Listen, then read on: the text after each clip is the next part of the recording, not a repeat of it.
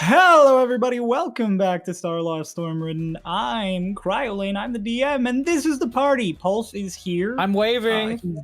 Yeah, I'm sure you Pulse are. is yeah. still He's mad, waving. right? He can't physically speak. Wait,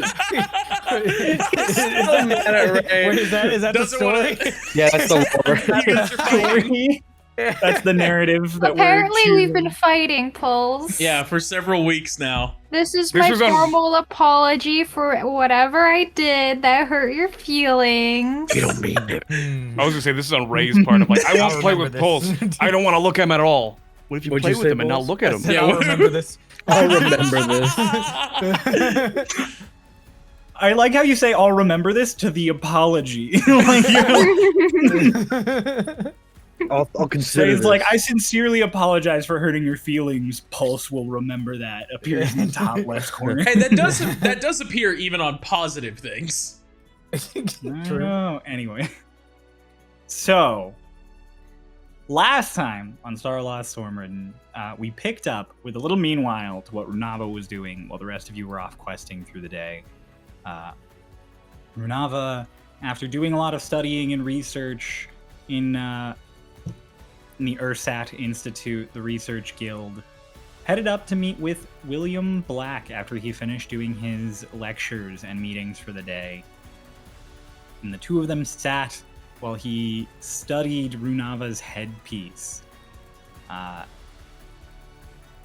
Generally speaking, there was just back and forth. William discovered that the headpiece, structurally speaking, is very, very old.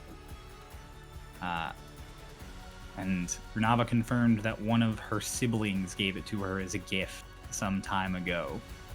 And that she has not seen any of her family in a long time. They are not back on the other side of the wall, which interests William Black greatly, as does the headpiece, for the fact that the parts are over here on this side of the wall. Generally speaking, relics that have crossed can be counted in the single digits. So, the most interesting factoid that he highlights to Runava is the fact that Runava's headpiece can ping to itself across the storm wall, which is a type of magical communication, something that no other form of spellcasting or artifact has been able to replicate until this point.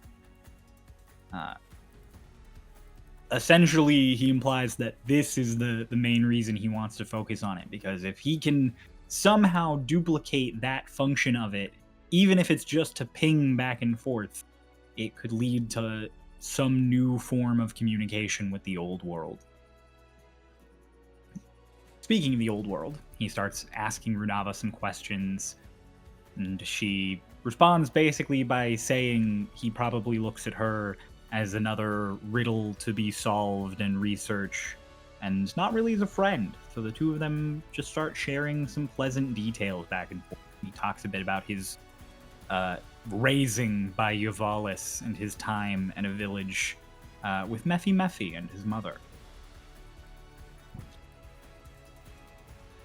Eventually, Runava reveals some secrets off-screen to William Black, and then they part ways, heading out. Runava meets up with all of you back home after Selic and Vayne go to the All House and get some fishing rods. Because Selic is really excited for everybody to go fishing. Bella and Ritz get home separately after Ritz drunkenly rambled in the street a couple of times. That's totally canon, totally happened. Let's go. You all got a long rest, and let's go. And then it's the 5th of Blossom.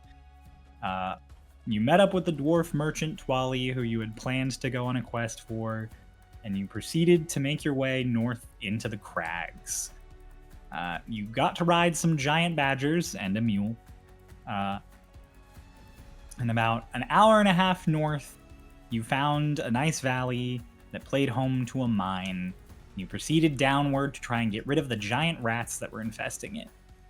As you guys sort of searched the area, you did start spying some of these giant rats, and eventually you chased one of them back to its nest, where you encountered a strange voice offering you a grand challenge with rewards, revealing itself as the Rattler, a Riddler who commands the rats. You guys proceeded to answer several riddles, getting interesting little trinkets as your reward each time, ranging from literally just a plain ring to magical items that are a little defective, but still magical. You guys briefly roll for initiative at the end, kind of fed up with his whole shtick, but you end up convincing the Rattler, who reveals his real name is Zarajok, to stand down or you would kill all of his rats. He reveals to you that he has lived in this cave that was broken into from the mines for several years, at least 2 in his words. Maybe 5 is how he presents it.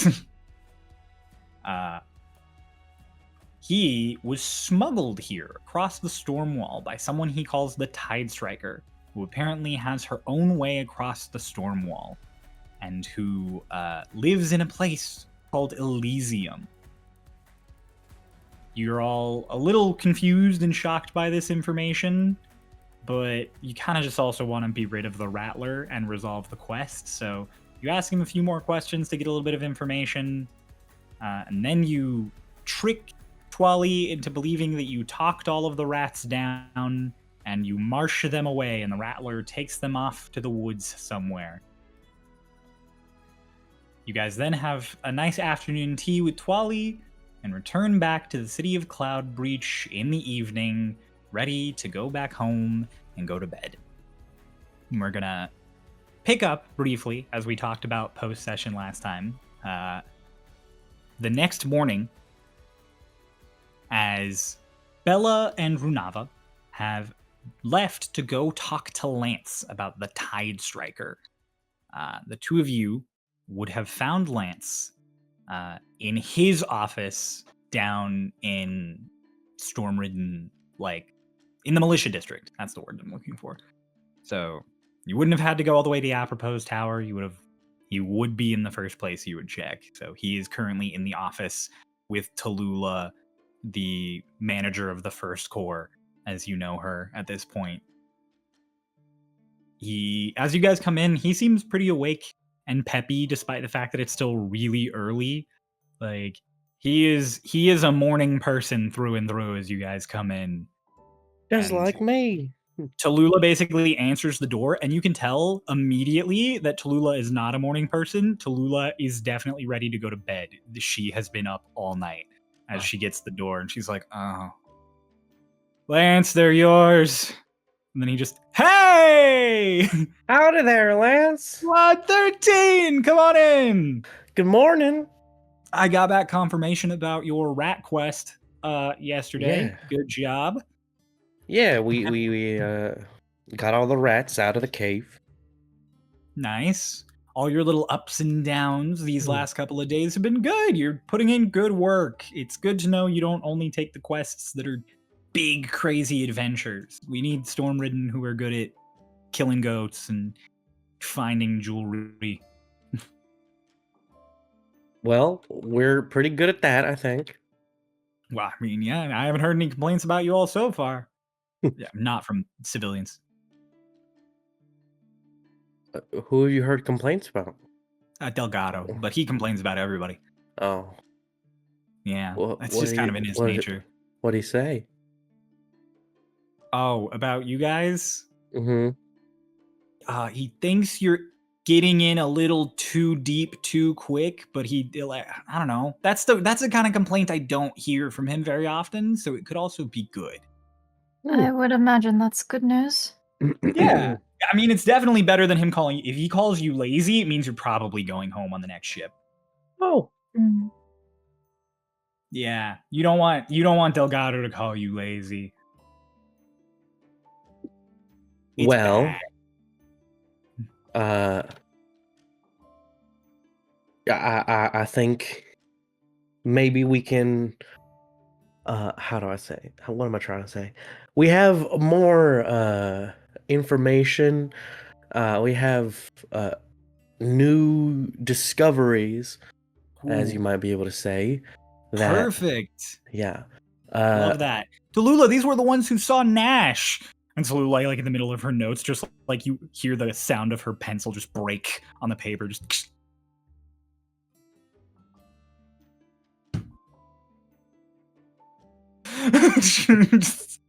And he's like, okay, yeah. See, you're already big talk around here.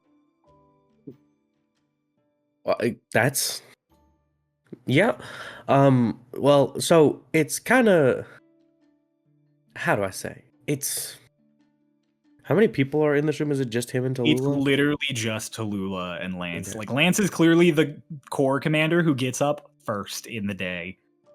And So, Tallulah is just still awake after a long night. I don't know if this is something that I know it's probably fine.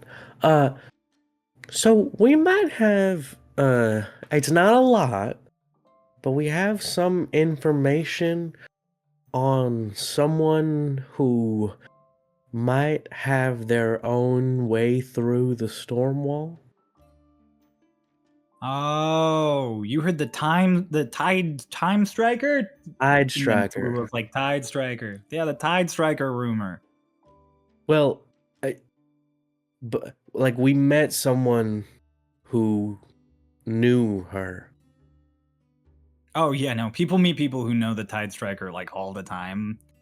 It's one of those things that it only started cropping up after Haven got established. So basically all of our intel has pointed out that it's probably some bandits from Haven causing a big fuss. She cut off his leg because he was gonna turn her in. And apparently she lives in a place called Elysium. Elysium. Yep. Is there any information about Elysium? All we know about Elysium is apparently, if it does exist, it's somewhere further north, not on the northern continent, just north of the deserts past the crag. It's, I mean, it's one of those things that we hear about it from time to time.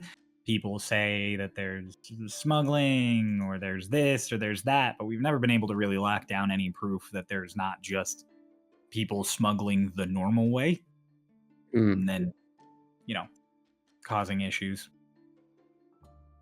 Did you bring your guy in who met her and cut the leg off? No, he got away from us. He was sort of controlling the rats, and he sort of sicked them on us and rode away on a rat.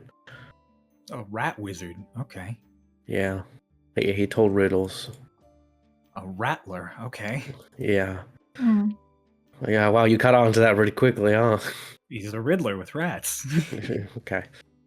I'm not the biggest fan of riddles. I'll be honest. It was a little Oh, draining. you seem like the type who would like riddles. It's just, I mean, I don't like riddles because usually there's like an answer that they want you to say, but you can find other answers. And so if you come up with an answer that's right, you'll still be wrong because it's not the answer they wanted to hear. I mean, not and that always. frustrates Some have multiple answers. me. Yeah, but not usually. Depends on the Riddler, I suppose. Yeah, it depends on the Riddler or Rattler. No.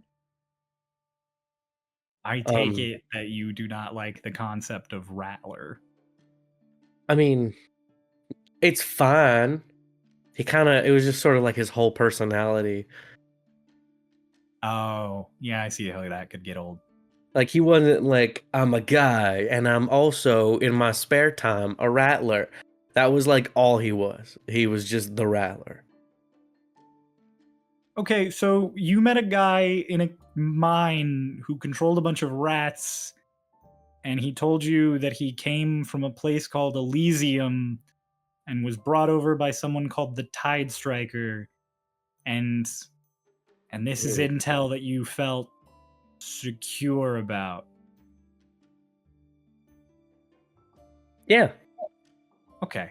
I mean, he seemed he when we tried getting him out of it was like, how do I say? It wasn't just that he like brought it up. in casual conversation. It was like his reason for not leaving the cave was because he was afraid that she was still hunting him. Plus, Oh. regardless of how secure the information is, it's better to at least share it with our commander. That's Yeah. true. I would I'd rather you rather tell me tell these you. things than not. Yeah. Yeah, I'd rather tell you about what some kooky rat Riddler guy said, and then it end up being nothing, as opposed to it being something, and then it's like, oh, y'all knew about this, and you didn't say anything. You know, I can't fault you for that one. That's fair. I Mhm. mean, I can bring it up at the next core meeting. All the commanders will have to get together. Plus, I mean, it's one of those rumors that's been around for like years. So, maybe if we, actually properly say, hey, more people are saying it, and da da da da da, and this guy was close to the city, maybe we'll get resolution. Mhm. And she's apparently a she. I don't know if y'all already had that on record. Tallulah, did we have that she was a she? Like groans and then opens a drawer on her desk and is just like, boom. We had a she, a he, a they, as in multiple, not non-binary, and a they, as in non-binary, not multiple. Okay. And Lance just nods really happily and is like, yeah, we've gotten mixed reports. Okay. Well. The truth of the matter is, it's one of those things that's like a bedtime story. There might be some truth to the fact that you shouldn't go out after dark and sneak away from your parents' house into the woods. Doesn't always mean it's because a banshee's gonna eat you. So, is there a Tidestriker? Maybe. Probably. Is the Tidestriker actually running a separate society that can come across the storm wall whenever they want and da da da da? Probably not. But if they are, they also haven't messed with us. So, all in all, eh. Right. Truth be told, I think some of the older hands around here are a little insulted by the idea that somebody else got across the wall before they did. I see. Glances towards Tallulah in the back at all of you and is like, some of the older hands. Okay. Well, like I said, better safe than sorry. Just want to let you know. Never know what tree a devil's sitting in. So. That's fair. But if you hear anything else, like anything at all, just let me know, okay? Because some people hear those stories and they believe that there might be a banshee outside, and they start looking at how to beat banshees, and they start preparing anti-banshee measures. And some people call those other people crazy and tell them to stop. And then they give them demerits when they don't stop. And then those people eventually become core commanders and can't get demerits anymore. So now no one can tell them to stop. They become ungovernable, except by their direct supervisor. But he's too busy. They're too busy. This hypothetical person and their hypothetical boss. Okay. I'm following. I got you. Okay. It's me. I'm the person. I know. I got Okay. it. Okay. All right. Well, good to see you around. We'll head out now. Gotcha. We're putting a bunch of more quests on the board. We got all of the requests in from top of the week, so this will be when the good stuff comes up. All right. Great. I hope. Well, look at Rava. Do you have anything else you want to? Nothing. All right. See you, Lance. See have ya. a nice day. Have a Yeah, head nice sleep, Tallulah. I'm not going to sleep. My day Are just you? started. Oh, really? Is she is her day actually just starting? You get the idea from how she said it that her day is supposed to be starting now. She has been awake for this entire time. I'll walk up to her, just be like, oh, well, you seem like you're having a rough go of it. Here, and I'll reach in to the bag of holding and I'll pull out a cupcake. It's a magic cupcake that helps you stay awake. She looks at it and she's just like, "You're offering me a cupcake?" Hey, it's a magic cupcake. It helps you stay awake. Takes it immediately and just like,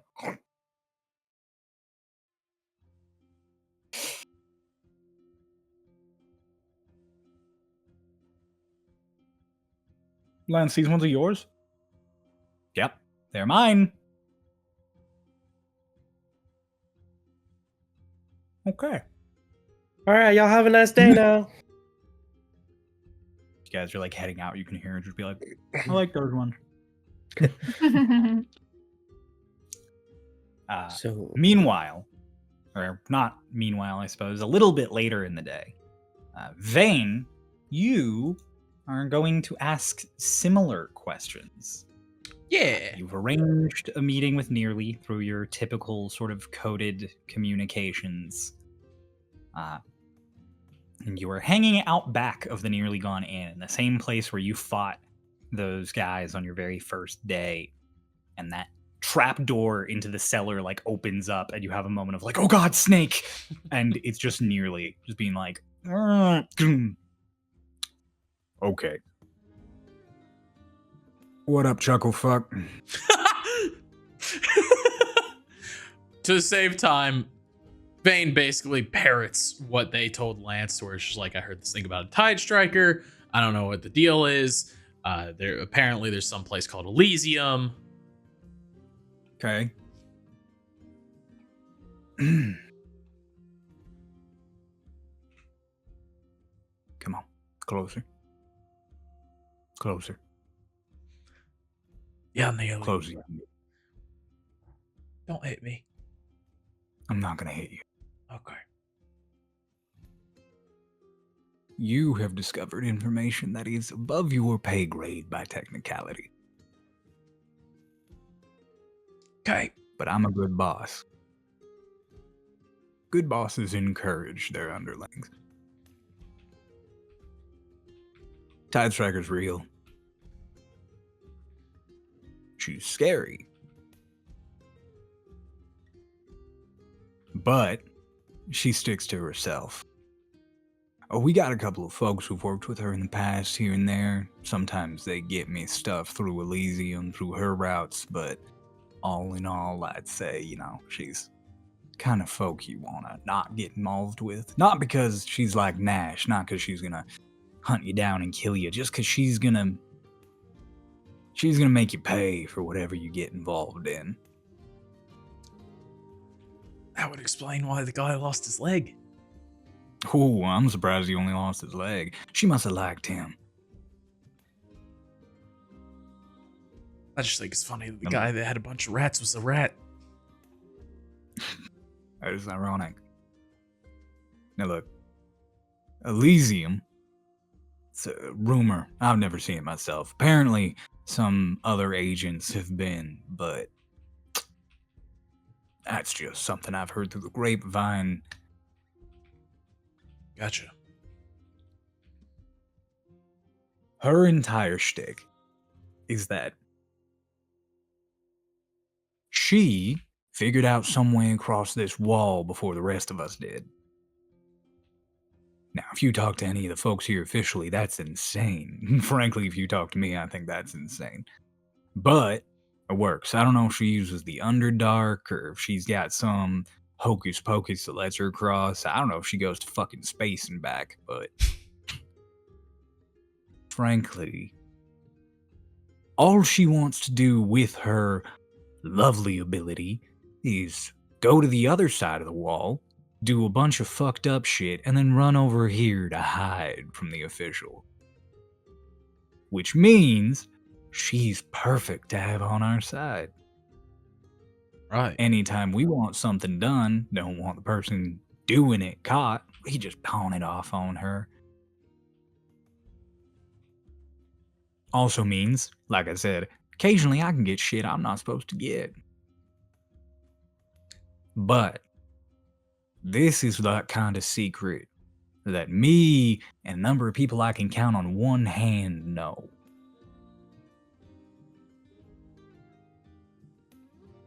Because I've told you, I now have to use 2 hands, which means one of those first 5 people's gotta die. Ah, Yeah. That's okay. I can't count too high, I don't want to manage all of them. I appreciate that I get to stay on the list. I never said you weren't one of the ones who's on the bucket. I'm telling you this because you proved yourself useful so far. How about this? If your Haven gig goes well, I'll keep you in the loop. If it goes poorly, I'll keep you in a different kind of loop. One made of ropes and dangling from a tree. Noted. It's alright. Do you think you pulled apart? I'd hope not. Oh, it would be fun to test all the seams, see how well you're stitched up. Thanks for the information, Nearly. I'll keep it near and dear to my heart. Keep it near and dear to center your fucking chest and far away from your mouth. Can do. None of the rest of your little gang knows about any of this shit, right? I only know the name. Well, name's a boogeyman around these parts, so don't worry about it. As far as I know. Nash is the devil you know, the Tidestriker's the devil you don't. Best not say the devil's name too many times or they just might appear. Speaking of devils, you're gonna get to meet another one when you go up to Haven. That's so. Yeah, I got all sorts of folk around there, but I'm sure you'll bump into somebody fun. So far, it's been a blast. All right, I gotta get back to work. I can only pretend that I'm, getting drunk off my own hooch in the cellar for so long. So Hey. long, Bayne. Don't wear it out. By the way, how much longer I got before that piece of paper will show up? Which one? The one that'll send us out of here and into the fun place. I don't know. Every 4 or 5 days, you Stormridden get the good gigs. So if it's not on this board, you'll have to wait for the next one. Sounds good. Otherwise, you'll have to find something else to preoccupy your time with. If you'd like, I might have a gig or 2 you could do in the evenings. Or so. Yeah, Oh. You're there. Well, I mean, yeah, I could say, got some tequila, got some rum. I think white wine is a current favorite. Sounds like wine is actually probably best right now. I'll set you up with a drink glass, Nice. and I'll see you later. It was great not talking to you, Nearly. It's always a pleasure. I'm sure. He closes the door. So Kay got up and walked away. I was gonna meanwhile over to to Bella and Runava once more. Kay, Ray, after you two talked to Lance, Runava and Bella both had business to do in the direction of the Ursat Institute. Bella, you had to pick up your new sword, which should be about finished. Is that finished today? I thought it was tomorrow. Should finish today. Because you guys came back from the rats, slept a night, and now it's that day. So, sword should be up and good. Okay.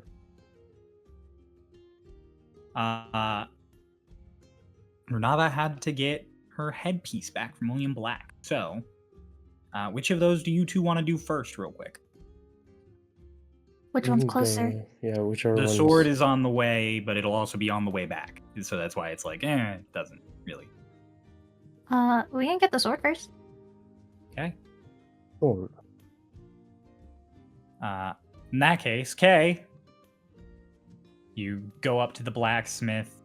It is already running, so you get the idea that essentially it has probably been going since early in the morning when before the sun came up, because there's already smoke coming out of it, and you hear the tinging of the hammer on metal.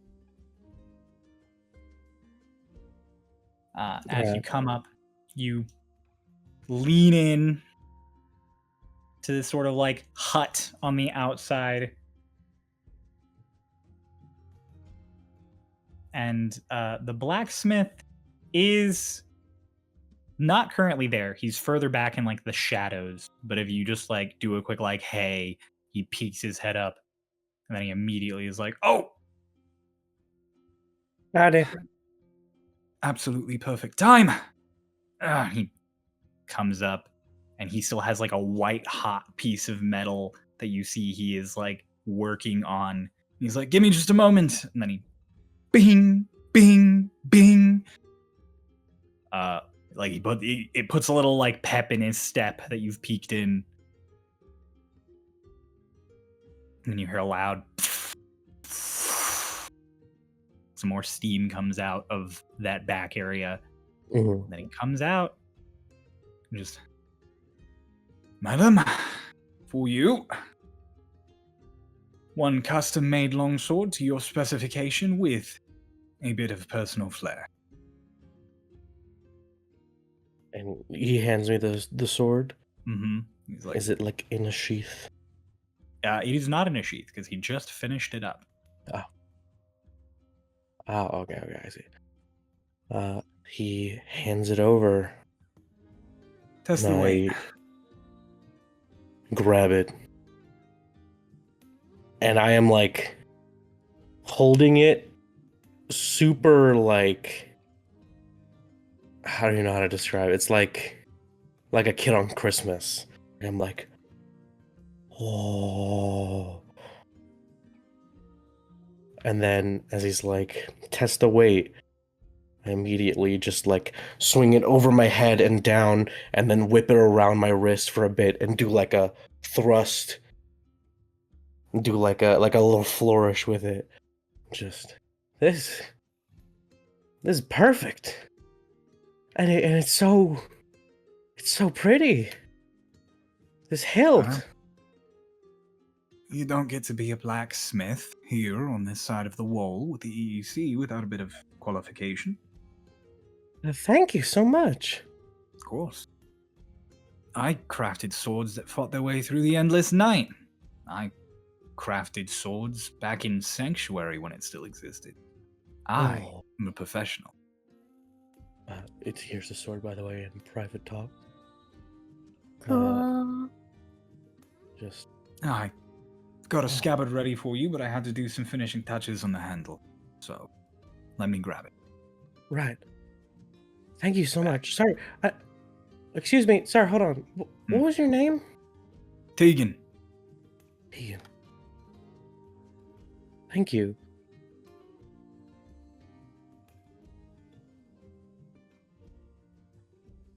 Is this also a really big sword? It It's a is long for sword. anybody but Bella. This would be like a small great sword, massive long sword. Like it is right on the borderline. But for Bella, it is a normal to slightly smaller long sword. Mhm.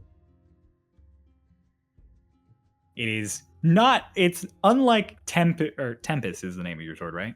Mhm. Unlike Tempest, it is not the height of your party. But Runava, it would still probably come up to like mid chest on you. Kind of look at the sword and just kind of look at the sword on your back and just Eyes comparison here in Solid. private talks. Oh, Cool. you know, looking at that exact size comparison now, it probably comes up to like your chin, Runava.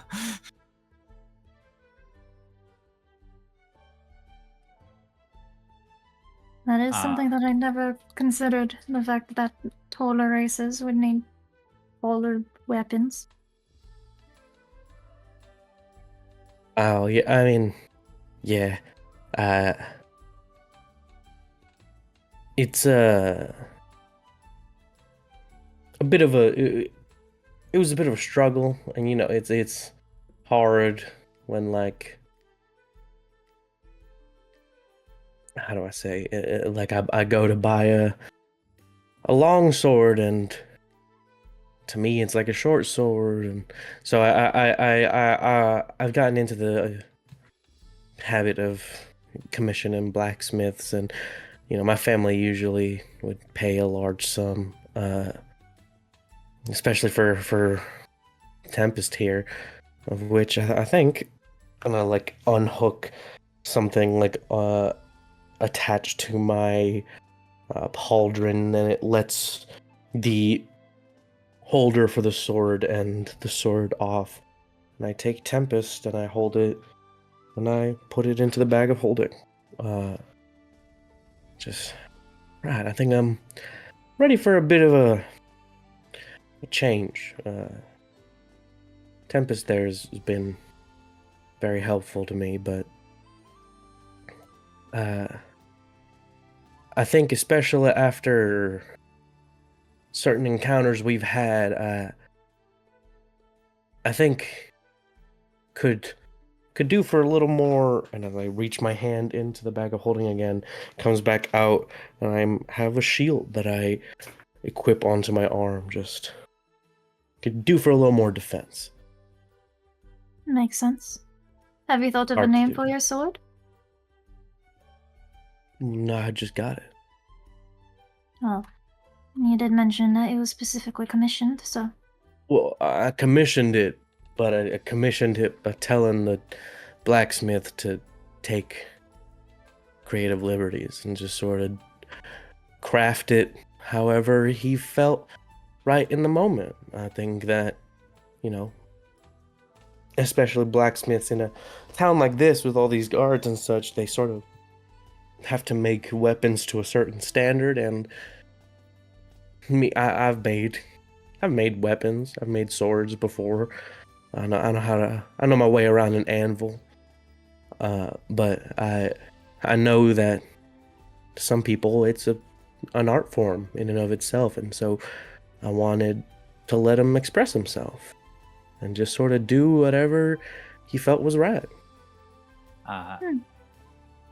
Tegan comes back out almost on like cue with this proper scabbard, and he tosses it to you the way you would toss like if you were holding the sword by the scabbard, and he just tosses it like 5 or so feet for you to catch.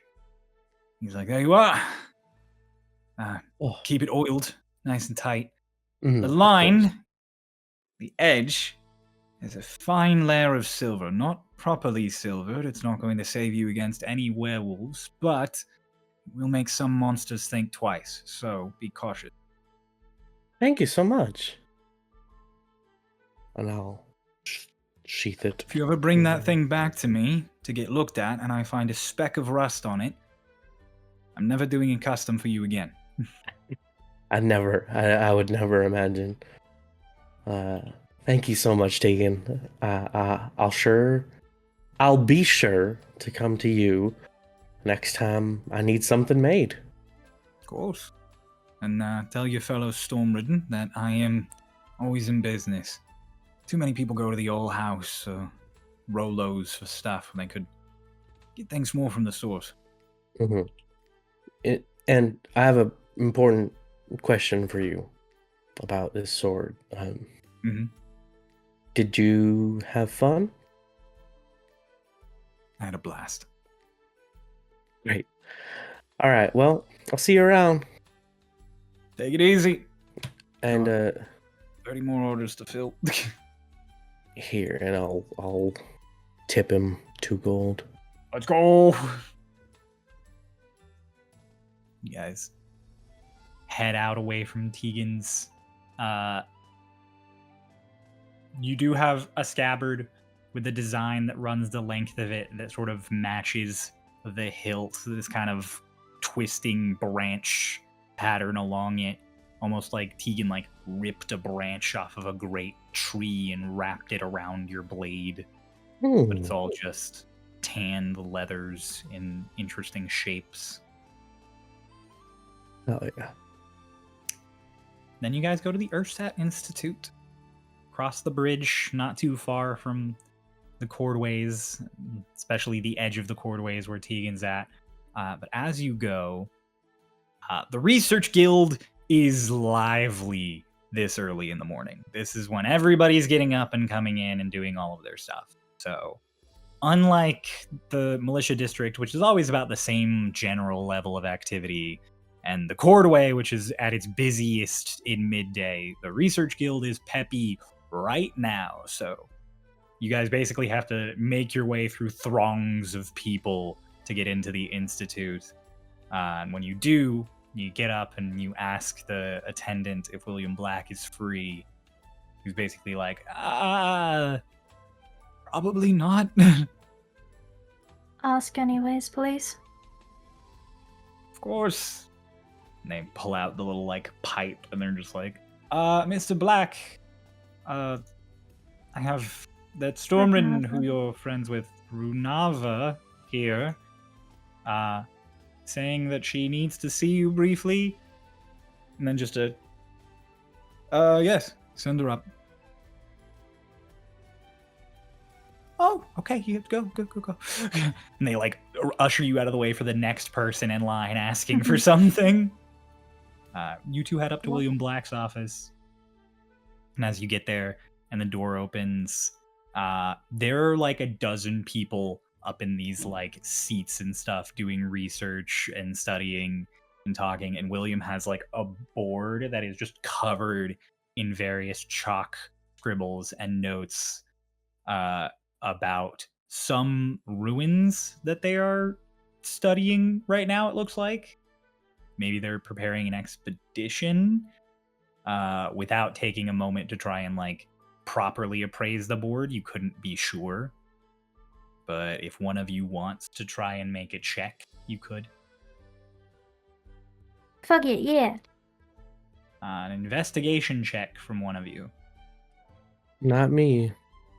I was going to say, if either of you have... if both of you have proficiency, you can have advantage. No. Total of 11. Total of 11. It looks like he's planning some kind of expedition right now with these people. You can't get exactly what the details are, but there's a whole area of like inventory and travel time and da-da-da-da-da. So you're not totally sure where they're going or when, but they're clearly prepping for something as you come in. Good morning. Morning. And Prashant and Bella, pleasure to see you this morning. Howdy, you can just call me Bella. Right, Bella. I don't have time to do very much of a chat. We're sort of in the middle of something. But he opens up, he goes over to those cabinets that line the walls and he opens one up and he pulls out this really nicely like folded up box. And he comes back over. It's like super thin wood. It's sturdier than cardboard would be, but it's not like a full crate or anything. As he opens it up and he just really cautiously gives you your headpiece. Like, there you are. Thank you. Real quick. Yeah.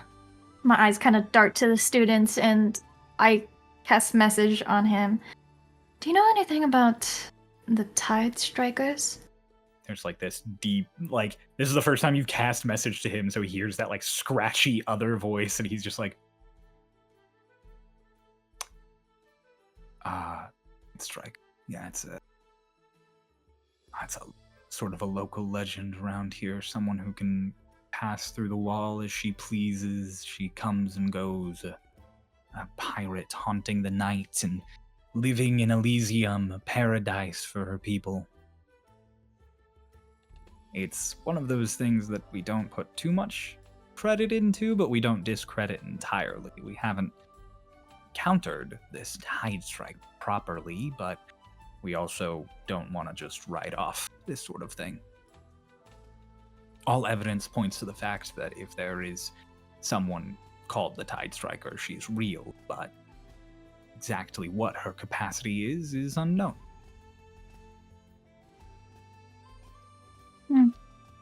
Right. Well, she's likely real. So. Oh, yes. Personally, I think she's real. My guess is that she has some way through in the Underdark, but, you know, it's hard to convince the brass to work with you, and realistically, as long as she's not a problem for the city, there's not much we want to invest into that. We've sent scouts up north to where they think Elysium might be before, and they've come back with nothing. So, all in all, I'd say it's one of those things that if she is real, she doesn't want to be found, and if she doesn't want to be found, sometimes it's better to not go poking hornets' nests. Well, if we're lucky, perhaps we can encounter her. And you'll hear my account of that. I would appreciate that greatly. Personally, I don't know. Her Elysium, her paradise for her people seems far-fetched to me. A place called Elysium, maybe, but whether it's actually a paradise or not, I wouldn't ever believe. Perhaps paradise for them. Maybe not so for you. I don't think paradise exists for anyone. If it did, we would never know about it. After all, if you ever go to paradise, why would you ever come back to tell anyone about it? Entirely fair. That's the paradox of paradise. You have to have faith that it's there with no evidence. Well, perhaps we can be the ones to find the evidence. Or not. Perhaps better not. Like I said, sometimes better to not go poking hornets' nests. Right. Of Well, course, if you could find out that there's a hornet's nest and they're going to be a problem, I'm sure certain people would love to know that. I'm sure you'd get all sorts of accolades from certain crabby individuals whose names rhyme with bravado.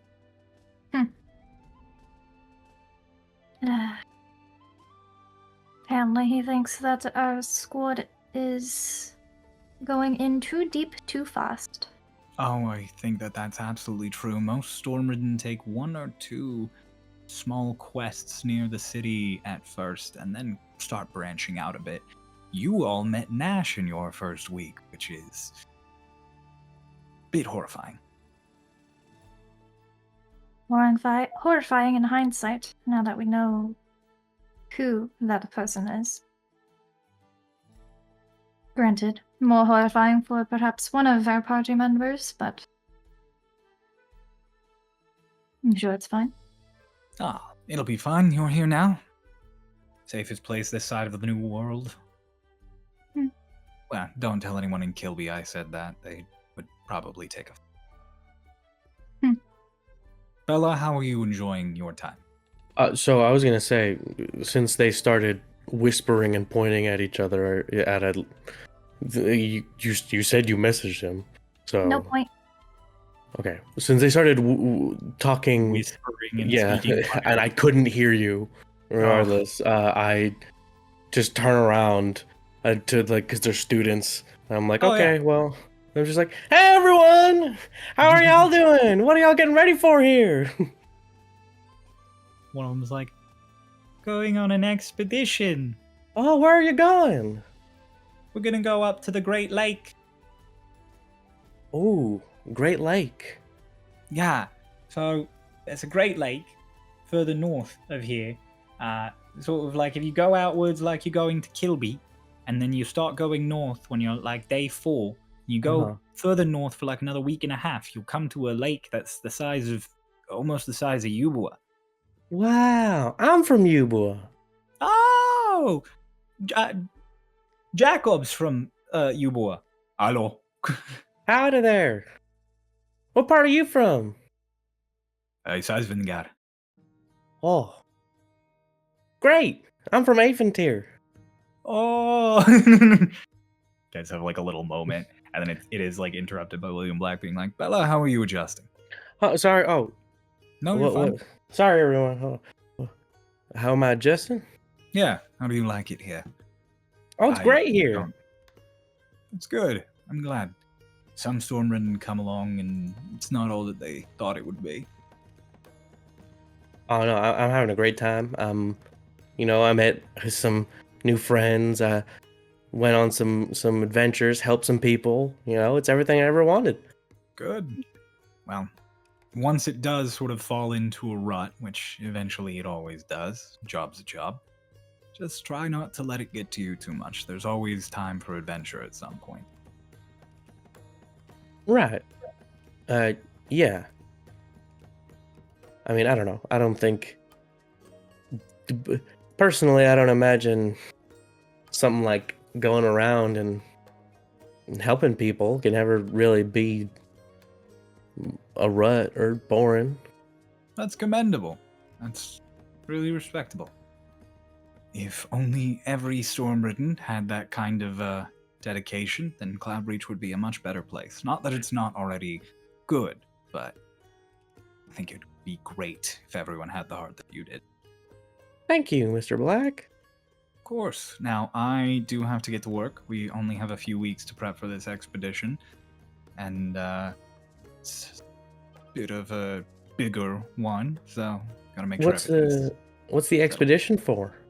There's some ruins in the Great Lake. They're under the water, so I have to put together a collection of wizards and researchers and Stormridden who can come with us below the surface so that we can investigate them. Cool. I'm hoping that it can give me some insight into a few of the cultures that I have been trying to study, but I don't know how much I'm going to get with everything covered in moss.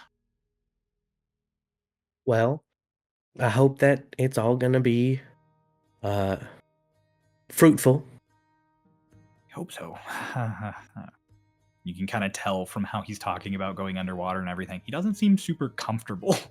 If you're looking for Stormridden, I recommend a Squad 12. They have a Water Genasi, I was gonna say. a Halfling as well, and Water they're Genasi, very yeah. capable. All right.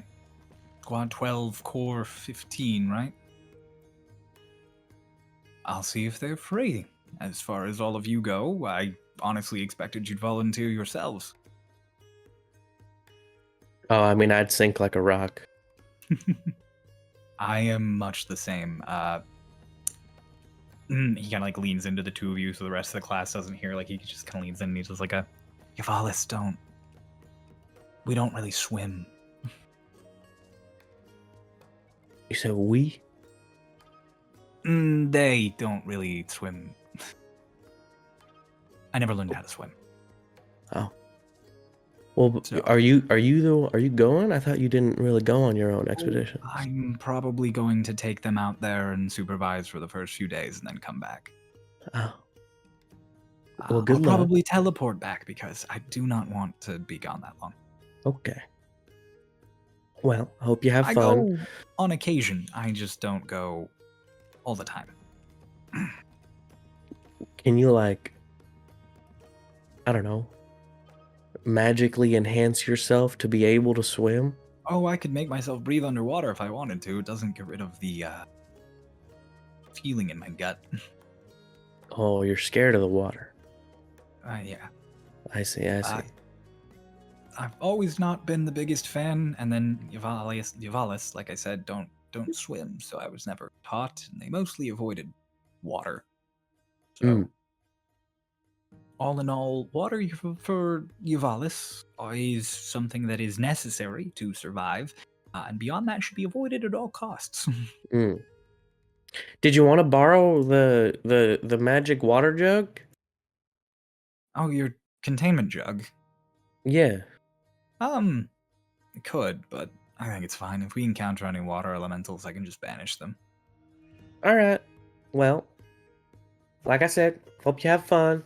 I'll turn back to the class. Hope everyone has fun out there. Thank you. Duh. Just yak of them. All right, well, we best be on our way.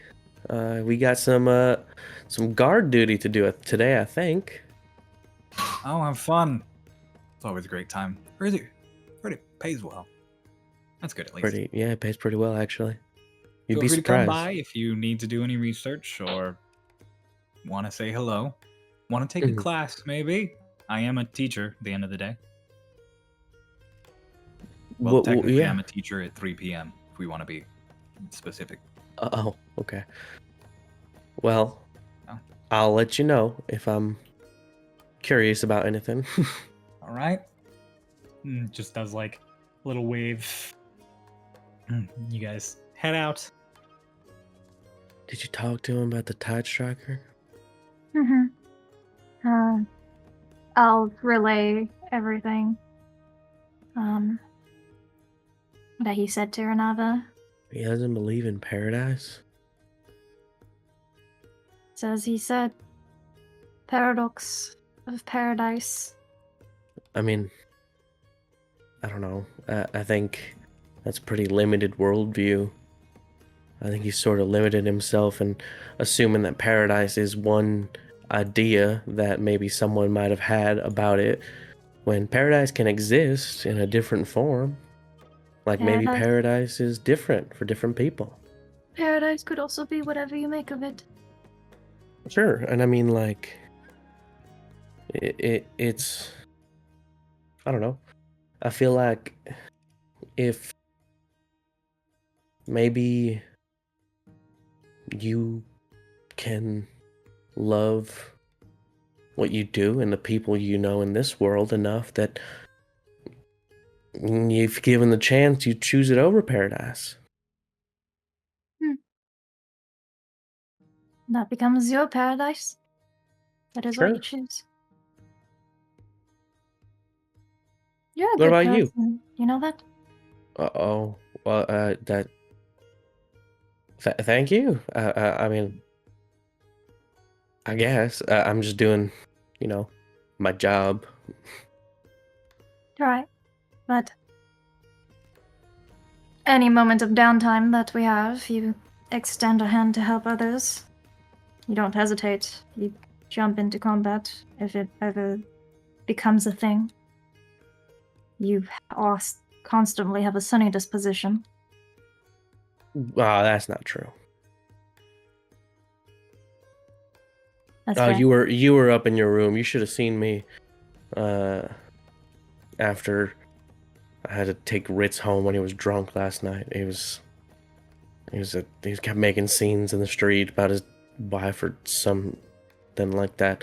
I don't know. He was mad. He was yelling at me. He was yelling at random ladies, and like it was like a group of girls who were like going out, and he was like, "Hey, it's not fair. He didn't even use the martial art or whatever." He was bad about Rook and how Rook killed Broth.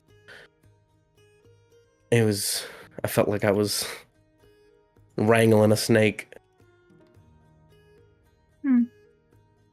Interesting. I don't know. I mean, I think I don't think that I am a particularly good person compared to other people. I think that I'm just louder than other people, and so I'm sure that like there's other people who are like the same way or feel the same way about things as I do, but they just do it quietly, like Good Samaritans and all that, Right. It's, I mean, yeah. a you hallmark of a good person is that they don't believe that they are a good person. all right. Well, So, do you feel like you're a good person? I think I'm a person. But you don't think you're a good person. Well, I guess you're a good person. That's not... Alright. That's what you said. No, just walks a little faster. Wait, no. Why are you walking faster? Renava, why are you walking faster? Not. Renava, I don't get it. Why are you walking faster? Don't worry about it. No, I'm You worrying got about it. it. Why are you walking Meanwhile, faster? Continue back home. Bella chasing after and teasing Runava a good way of the way there. Now you're going to properly. Meanwhile, you're going to skip several days from the 5th of Blossom to the 10th of Blossom. Yes, Crow. It's canon being posted in DMs, and all that time that was happening, Select beat Ritz at rock paper scissors. Let's go. How did It's Ritz bullshit. respond? Oh shit! no Bullshit. bullshit. Yeah, bullshit. I won the first one, he won the second one, and then I won the last one. You cheated go. just like you did cards. You can't cheat at rock paper scissors. It's all skill. During the time skip, you guys get that bit of platinum ore appraised. It was 1/5 of a pound of platinum mixed in with some other rocks. So you all got a grand total of 100 gold split between you. That's 20 each. And then, just for the sake of time, you guys do guard work. And so guard work is, as you guys learn after the first few days, so incredibly boring. It is almost entirely just you spending time up on the various walls of the city.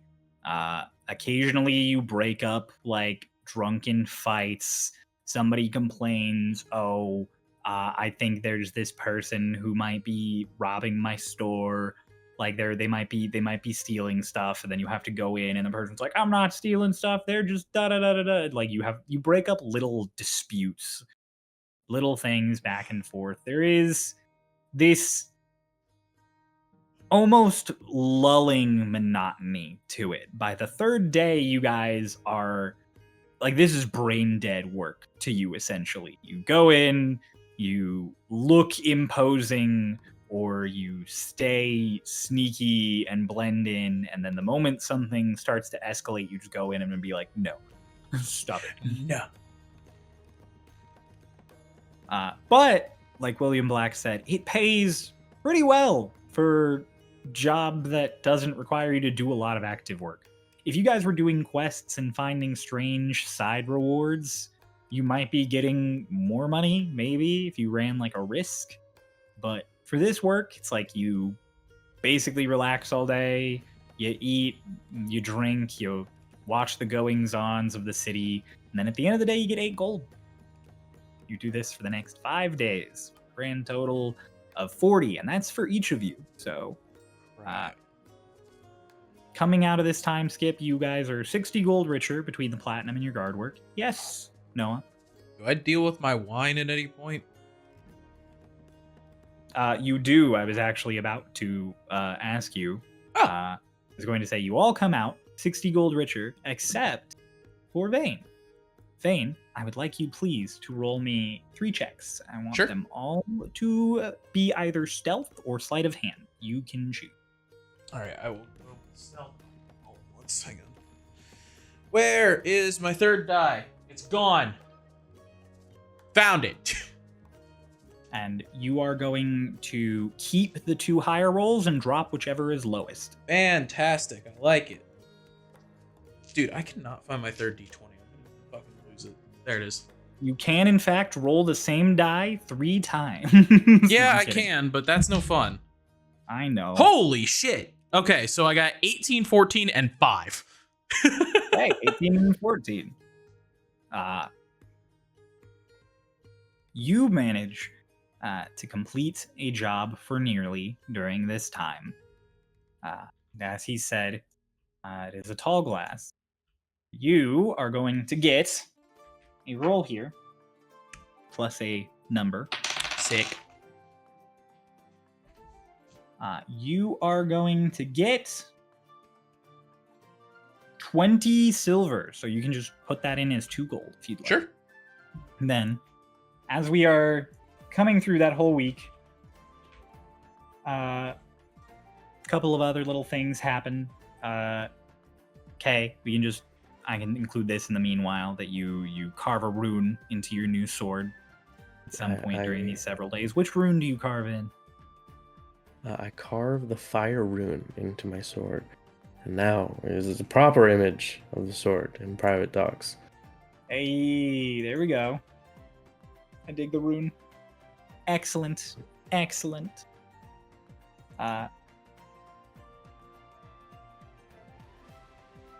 During this time, you guys, there are several quests posted on the board, but they are either above your pay grade in the sense that, like, oh, we don't want to take this one, we'll get our asses kicked. Or they are below your pay grade in the sense of this seems like a lot of work for very little reward comparatively. Like, it's like, oh, this one would make us go all the way out to Kilby and we'd get like 3 gold.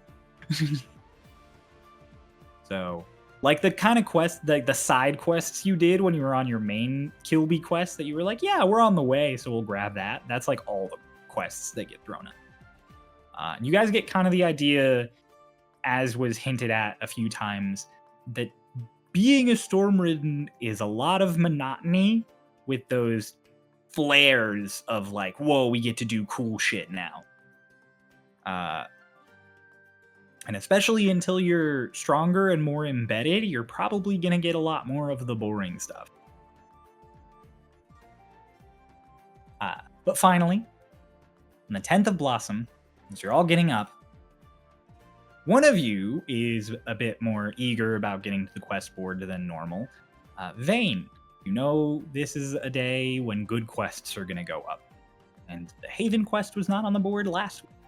So, hoping it'll be today. And as you guys come into Stormridden Square, where the office is going to be in the Militia District, Squad 12 is there already. It looks like they're gearing up for something. And as you guys come out, they're all just like, Alex immediately just, Bell! Ow! Oh! You guys have bumped into Squad 12 on and off for the last few days, so the names have become a little bit more familiar to you, but you guys hang out on and off, probably. It's not like you guys go get dinner together every night, but they're familiar faces now. So, Hell yeah. as Alex greets Bella, then turns to all the rest of you, it's just like, well, looks at Rava specifically and just like, I want to say thank you. Hmm? We get to go to the Great Lake because of you. Yes. Not a problem. I'm so excited. Salt is she's ecstatic. She gets to go underwater. I mean, look at her. She gestures over to Salt, the water genasi, who looks the exact same fucking deadpan expression as always. Like, look at her. She's practically bouncing in her boots. Like, makes eye contact with you, Renava, and just kind of nod at each other. And just, what about you all? Have you got anything in mind that you want to do? I know guard work is getting tedious. Oh, it's fucking brain dead. Yeah, I got to beat up I got to break up a fight yesterday that got a little out of hand. I got to do it by grabbing 2 guys' heads and smacking them into each other. Whoa. Lucky. Yeah. I just played long distance rock, paper, scissors with Selic, and I'm still pretty sure he's cheating. I can't cheat, but I got bitten by an old lady. Got bit by an old lady? She didn't like how I handle things. Oh. It's okay, we got him Handled tested. Kind of scary, so that makes sense. I got a new sword. Oh yeah, I saw that the other day. Yeah. I It's pull out still the so sword cool. and You pull out the sword, and as you lift your hand up, Escatal is hanging off your hand. Just hi, Oh, hello, buddy. how I you was wondering doing? where you scampered off to. I was coming to say hi, and then I reached up to shake your hand, and now I'm up here. I was just gonna say, I mean, anyone who would have been interested to see the sword before today would notice that it has a thing carved into it near the base. that wasn't there before, and I just show it off a little bit and then sheath it back. Yeah, no, I mean, I'm excited. I kind of want to get back out of town. I want to go explore a bit more. Was the board Maybe we up can- right now? The board doesn't have a lot of new quests on it right now, but as you guys are talking, Tallulah opens the door and comes out with a stack of papers. As she starts Sorry. penning him, Vayne just kind of like slips between Squad 12. Okay, so Vayne zips over to the front of the line as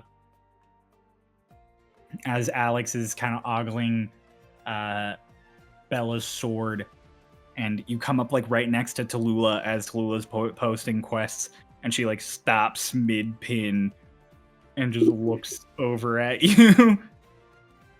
I'd like a quest that lets us leave. You're very eager. I've been doing guard duty for like 5 days. I'm ready. You to back up like 4 feet. You back up a few feet, and then her tail, because she's a tiefling, her tail kind of whips up and then just like and like makes you back up like another foot. Hey! And then she finishes pinning all the quests to the board, and she's like, there you go. And she steps away just to go back in. Like, she does not wait to see if anyone grabs stuff and is like, Tallulah! You get the idea that Tallulah Doesn't is like her the... stuff. Well, no. She is like the laziest core commander purely on the fact that she's commander of the first core, who are all motherfuckers like Tucker who can just take care of themselves, basically. Like, she exists to take reports and to do paperwork. Like, that's all she does. Like, Lance has to, like, micromanage you guys a little bit and make sure you're good and do this and do that. He's clearly the busiest because he's got all the newbies. And then it's like a sequential line back up the line, like the age of the core commanders. The older the core, the less they have to do actively, and the more they have to do passively. Oh no. So That means Lance is slowly going to become more nihilistic. Tallulah doesn't hate her job. Tallulah is just tired. She's been doing this for at least like 10 years. Fair enough. And so as you guys look at the board, Vayne, you're the first to take a look at it. And at first you're kind of disappointed. There's a bunch more quests that go to Kilby. There's a couple of little ones that head off south. There's one that goes to a burn. There's another one that looks like it's actually going down to what's left of Anchor Rest. And then there's one that stands out to you because it doesn't really have a clear destination. It specifies an escort mission that requires a delicate touch involving the Merchant's Guild.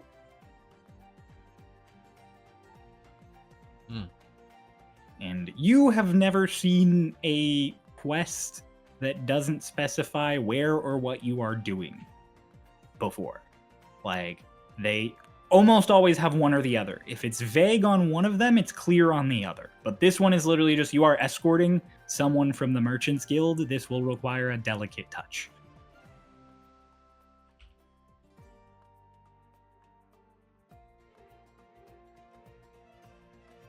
Vayne just kind of like plucks that one because it stands out so much and like turns around to everybody. It also is notable because it is one of the only quests you've ever seen that has no listed reward. Interesting. Are we getting paid on a promise? Huh? There no reward? Either that or it's a fuck ton and they just didn't want to tell anybody.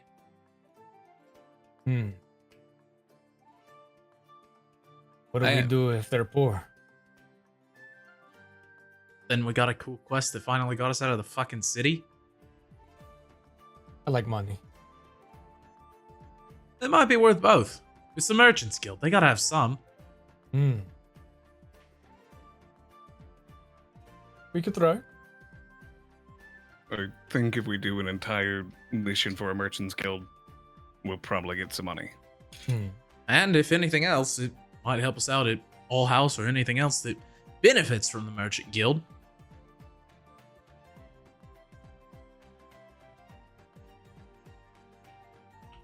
So how about this one? Doesn't really look like it plays nice with any of the other ones posted right now, but to be honest, they're all kind of all over the place right now.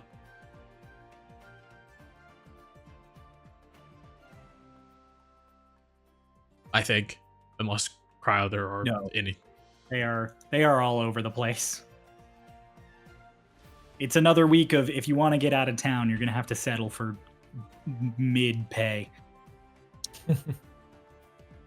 Well, at the very least, we could check it out.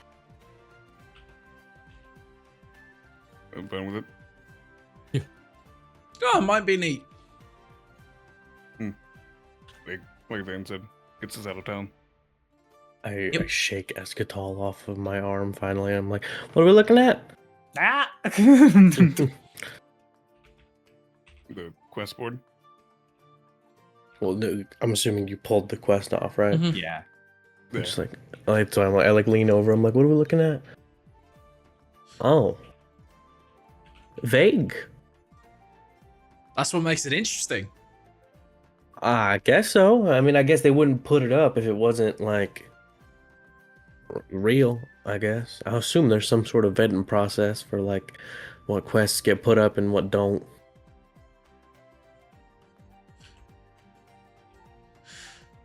All right, well, You know? what's up, Ritzy? No, they're just curious on the process. Exactly. Hmm.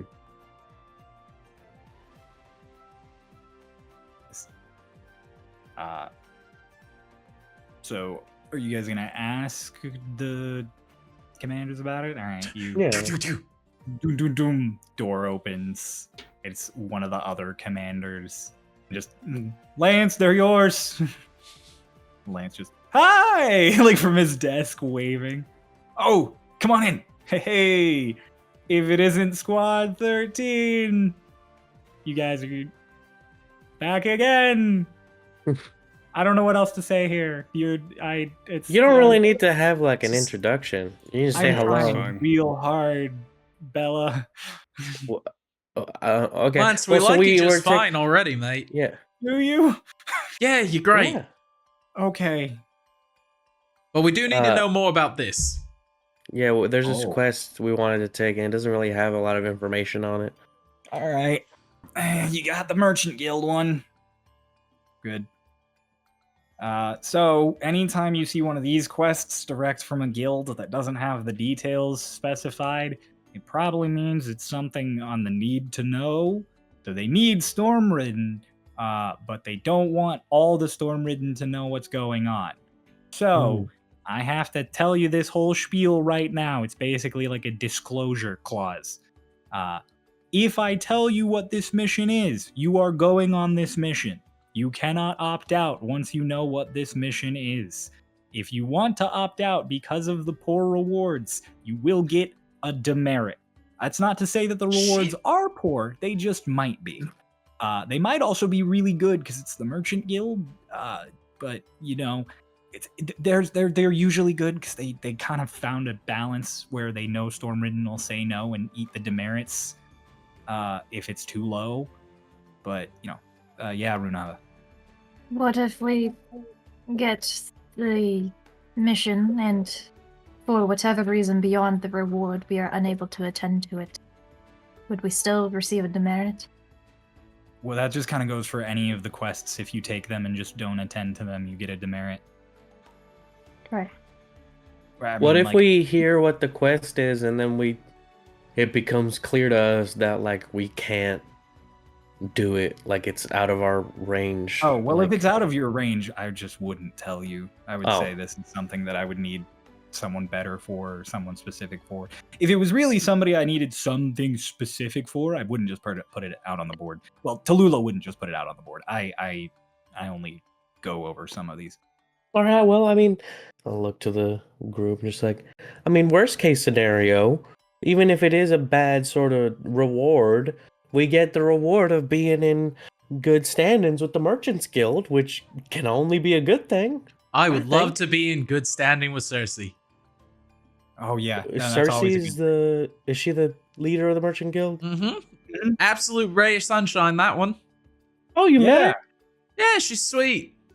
Very caring Great. about everyone who works there.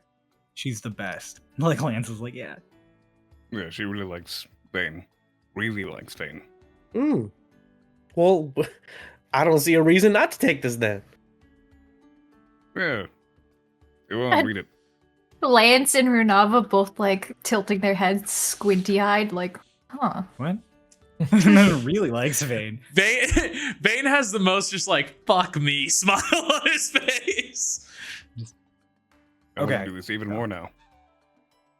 Yeah, all right, works. Tallulah, we have takers. I'm gonna take him into the back and give them the spiel. She like pulls a stamp out and doesn't even look at whatever she's stamping. She literally like boom, and then just like immediately goes back to what she's doing. Thank you, Tallulah. Uh-huh. Honey, I love her. I just thought of the stupidest shit. We go into the back and Lance pulls out a gun. I call this the spiel. My gun's name is the spiel. I'm giving you the spiel. This is the spiel and this is the shtick. I know what my next character's doing. He's gunslinger. Oh my god. You guys go into this like back room in the office that has another door that leads out to like a side street, and Lance is just like, all right, I'm supposed to have you like line up and put like a hand over your heart and do like a swear or whatever, but I think you Bella like starts and he's like, oh no, we could do it if you want. Like No, it's fine. Oh No, no, just go. it's okay. I just know a lot of Lance, people. I'm don't not like doing it now. Okay. Lance just tells what it is. Okay. It's an escort mission. Mhm. You guys are going to be taking a cart of merchants up for a negotiation with Haven. So, Oh. yep. So you get to go up into the Whispering Woods, which is pretty cool. That's an area that you guys haven't been to, which is nice. It's a little like northeast. So Is it haunted? it's really pretty. Is it haunted? The Whispering Woods? No. They're called Where that does the because whisper come from? it's because the wind blows through the trees and it sounds like somebody whispering, but it's Oh. just this. And even if it is, and I pull out the bottle of holy water. True. You guys bought a bunch of holy water to fight a ghost, and then you didn't. Did you need any of that? I can't remember. No, well, actually, yeah. I did Ish. end up needing it. I did use it. I don't know if I needed it, but I used it, and it did come in handy. Oh, that's good. But you still have more. So yeah, if there's Yeah. ghosts, but there's not really ghosts in the Whispering Woods. There are giant spiders if you go far enough in, Oh. but that's not on the path with Haven. That's like an out of the way thing. You shouldn't encounter giants. To be fair, we shouldn't have experienced a lot of things so far. Yeah, so maybe be on the lookout for giant spiders. We're a little lucky. I don't. Maybe You're be. lucky. I don't know if it's good. I I found a didn't say it giant was spider good or luck. two in my time. Yeah, they're not super dangerous. They're just freaky. Mm-hmm. But yeah, I mean, we call them the Whispering Woods, but they're just woods. It's kind of nice up there, actually. And then once you get to Haven, right, your job, you will be going with a caravan up to Haven. Your job is to make sure they are safe on the way there, and then your job is to make sure they are safe on the way back. Once you guys get them to Haven, it'll be all handled by the merchants. There's stuff set up with people in Haven, so you can literally just spend however long they're negotiating hanging out. They take kindly to Stormridden up in Haven. Oh, I'm sure if you go ahead and tell everybody you meet that you're a Stormridden, someone's probably going to try and kick your ass. But all in all, the merchants up there know that we're the only viable port in and out of the whole half of the world that we're on. They also know that technically we are still in charge of Kilby, as much as they try and act like we're not. So if they want to continue doing a lot of business that Haven needs to live, they know to not just, beat the shit out of every Stormridden that comes by. In fact, a lot of Stormridden like to go up there on their vacations. Right. Yeah. So basically, they'll take really kindly to you if you have gold. Hmm. So So don't tell people we're Stormridden and gamble. Spend money. Yeah. Great. There's a lot of gambling up there. There's a lot of... I mean, I've been to Haven once or twice. It's nice in an indulgent kind of way. Right. So if you like drinking and gambling and spas and that sort of thing. No. I love a good spa. Yes. Yeah. Spas. Spas are fine. Gambling, Well, I mean, I guess if you like fights, you can tell somebody you're Stormridden and get into a couple bar fights. That'll be fine.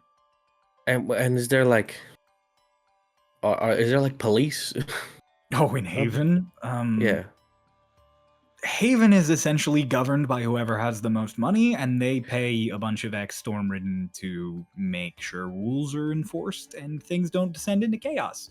So as far as an actual police force goes, no. But as far as people who might beat you up if you break the rules go, yeah. My favorite kind of people. Who has the most money? Who has the most money right now? I don't fucking know. I live here.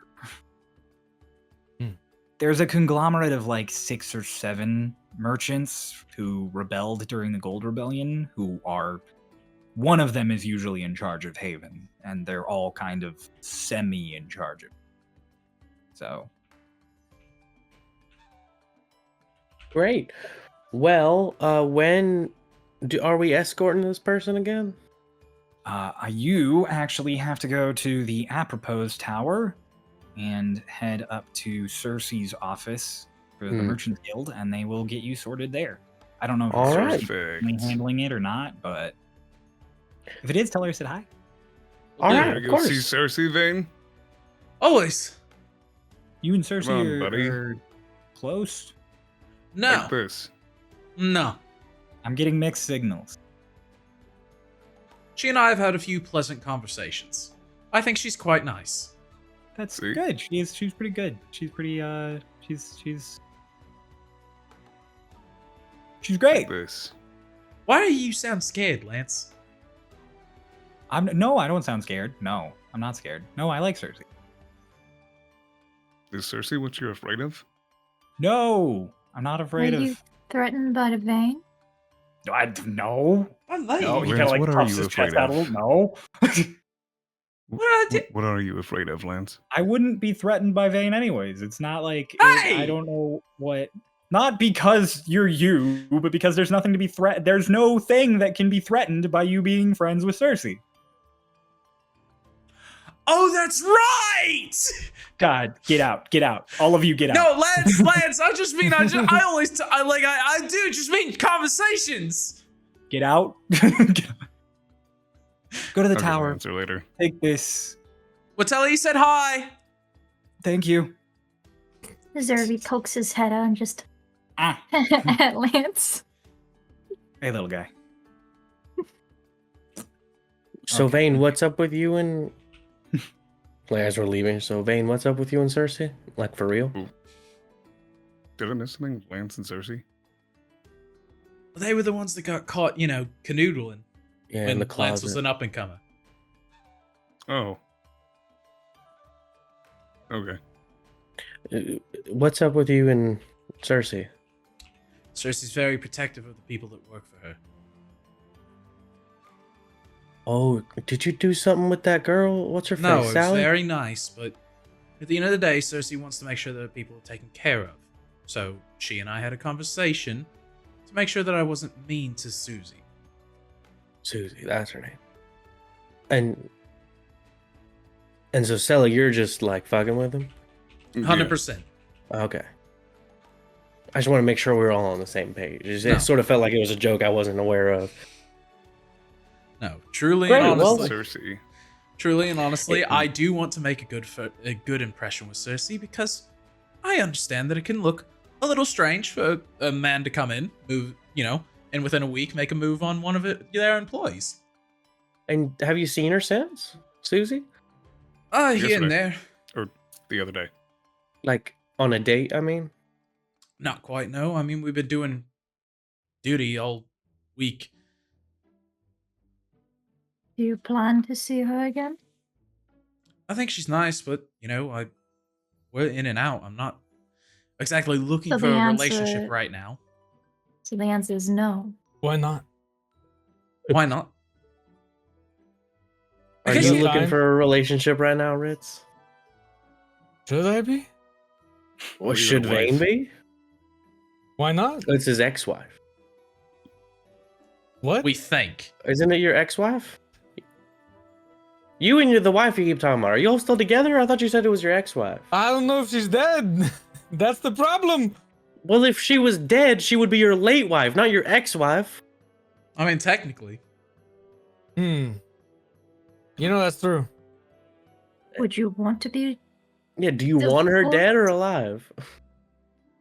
Neither.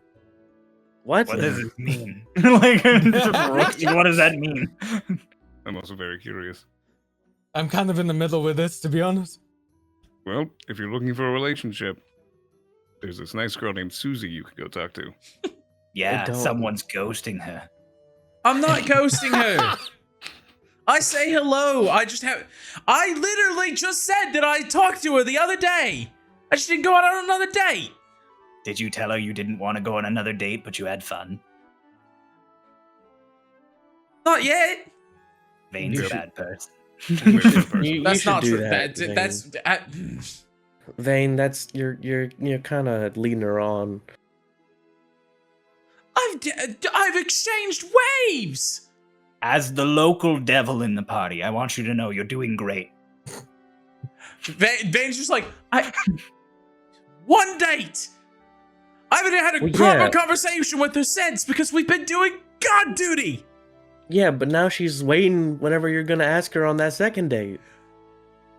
Better hop to it. Oh, you Well, I guys. mean, you don't- No, I no, no, don't no, think- let it no. simmer. No, it's okay. Vayne, Give it don't a worry. I like yes, you should tell her as soon as you can, but it's not like you said, it's only been one date. She's not gonna like be heartbroken or anything about it. Take You'll be another girl fine. on a date to her favorite cafe. No, that's Rook, fucked up. Please stop Make talking. sure she sees. Rook, please. I beg of you to stop talking. You're really not helping. It doesn't matter. I know. I understand what I'm doing. Okay, We I should just have this want conversation in front of Do you? Cersei.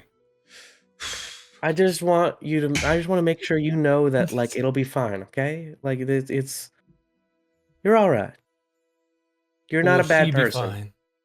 She will be fine. Yes. She's a big strong girl. I She could be literally hardly know her. She'll be fine. I'm not mad at you. I don't think you're a bad person, Vayne. Okay? That's what I wanted to that's just what I'm trying to get across, that you're fine. And everything's fine. You shut Now let's Just points What at if she's Rook. mad at him? let's go talk to Cersei. His bag is sealed. You guys are gonna get me fucking killed. You guys continue to the apropos tower. At one point, as you're walking, when Vayne is close to Selleck, Rook does lean down and is just like, "You should just tell her it's not you, it's her." Vayne has a moment to where it just like he holds up his hand and it just gets really quiet as magic like fires up. All right, well, but then Rook just turns invisible. Just, Oh, can we say You I got can- broth back?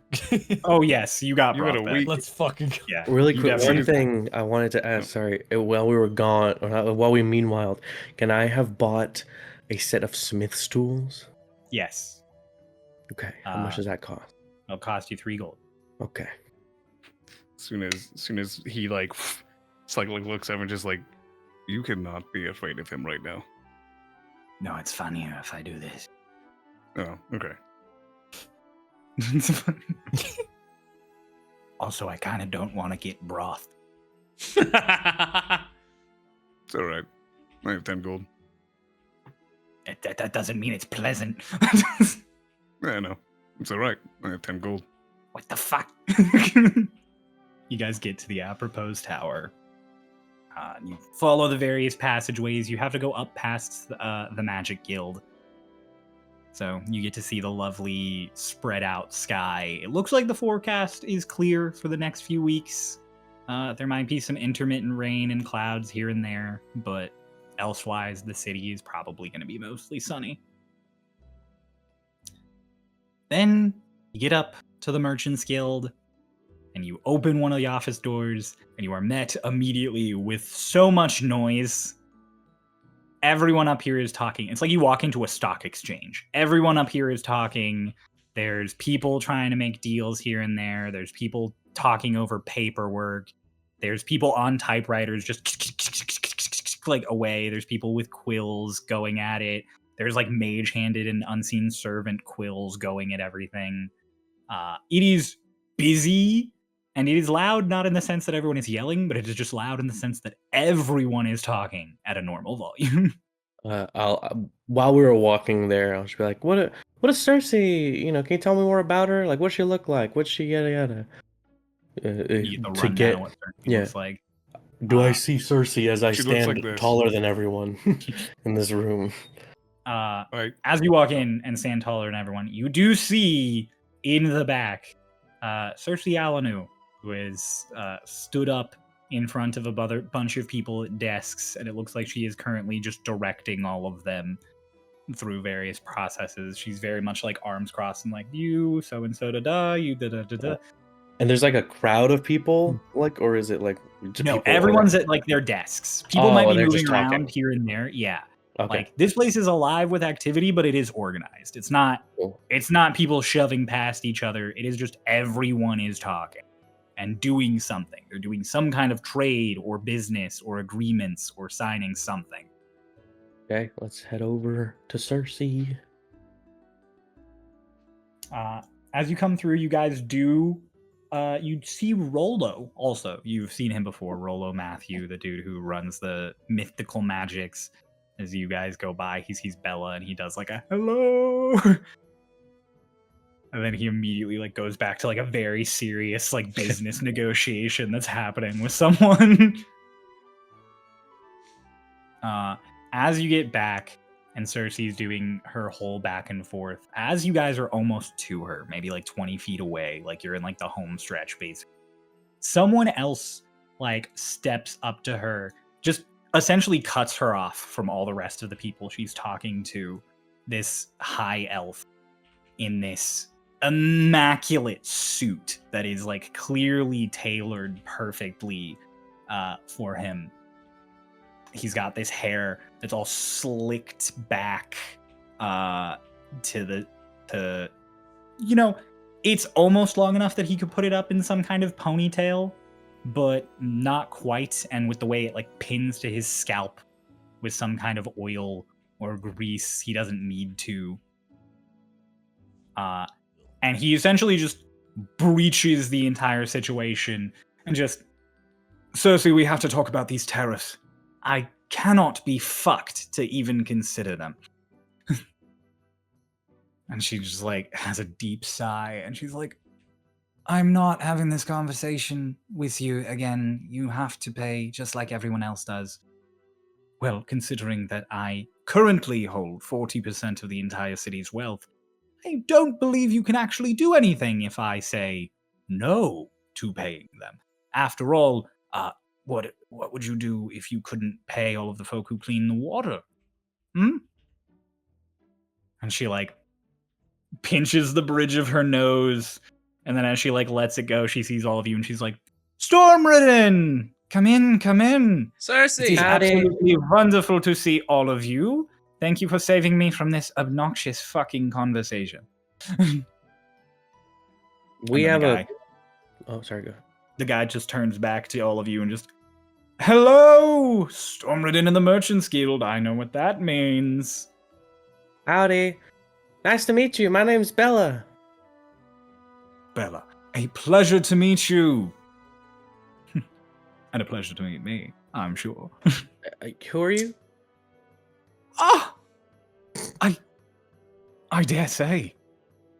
Are we living in the kind of day and age where people don't even recognize a friendly and presentable face? I am Astera darling. It is a pleasure to meet you. As I hand out. Oh, I've heard so much about you. And he shakes it. You shake like excited and rough, and he expects like a yes, hello, and then you're like, yeah, and he's like, oh, yeah, of course. Oh, you all must be some of the new faces. Yeah, I've only been here about a couple weeks. Oh, very interesting. How are you liking it? Oh, it's It's fantastic. Of course. Have you all been by Astera's refinements?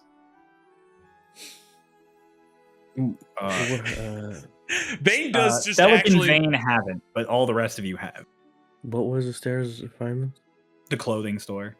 Oh, yeah. Of course, and was anything in there to your liking?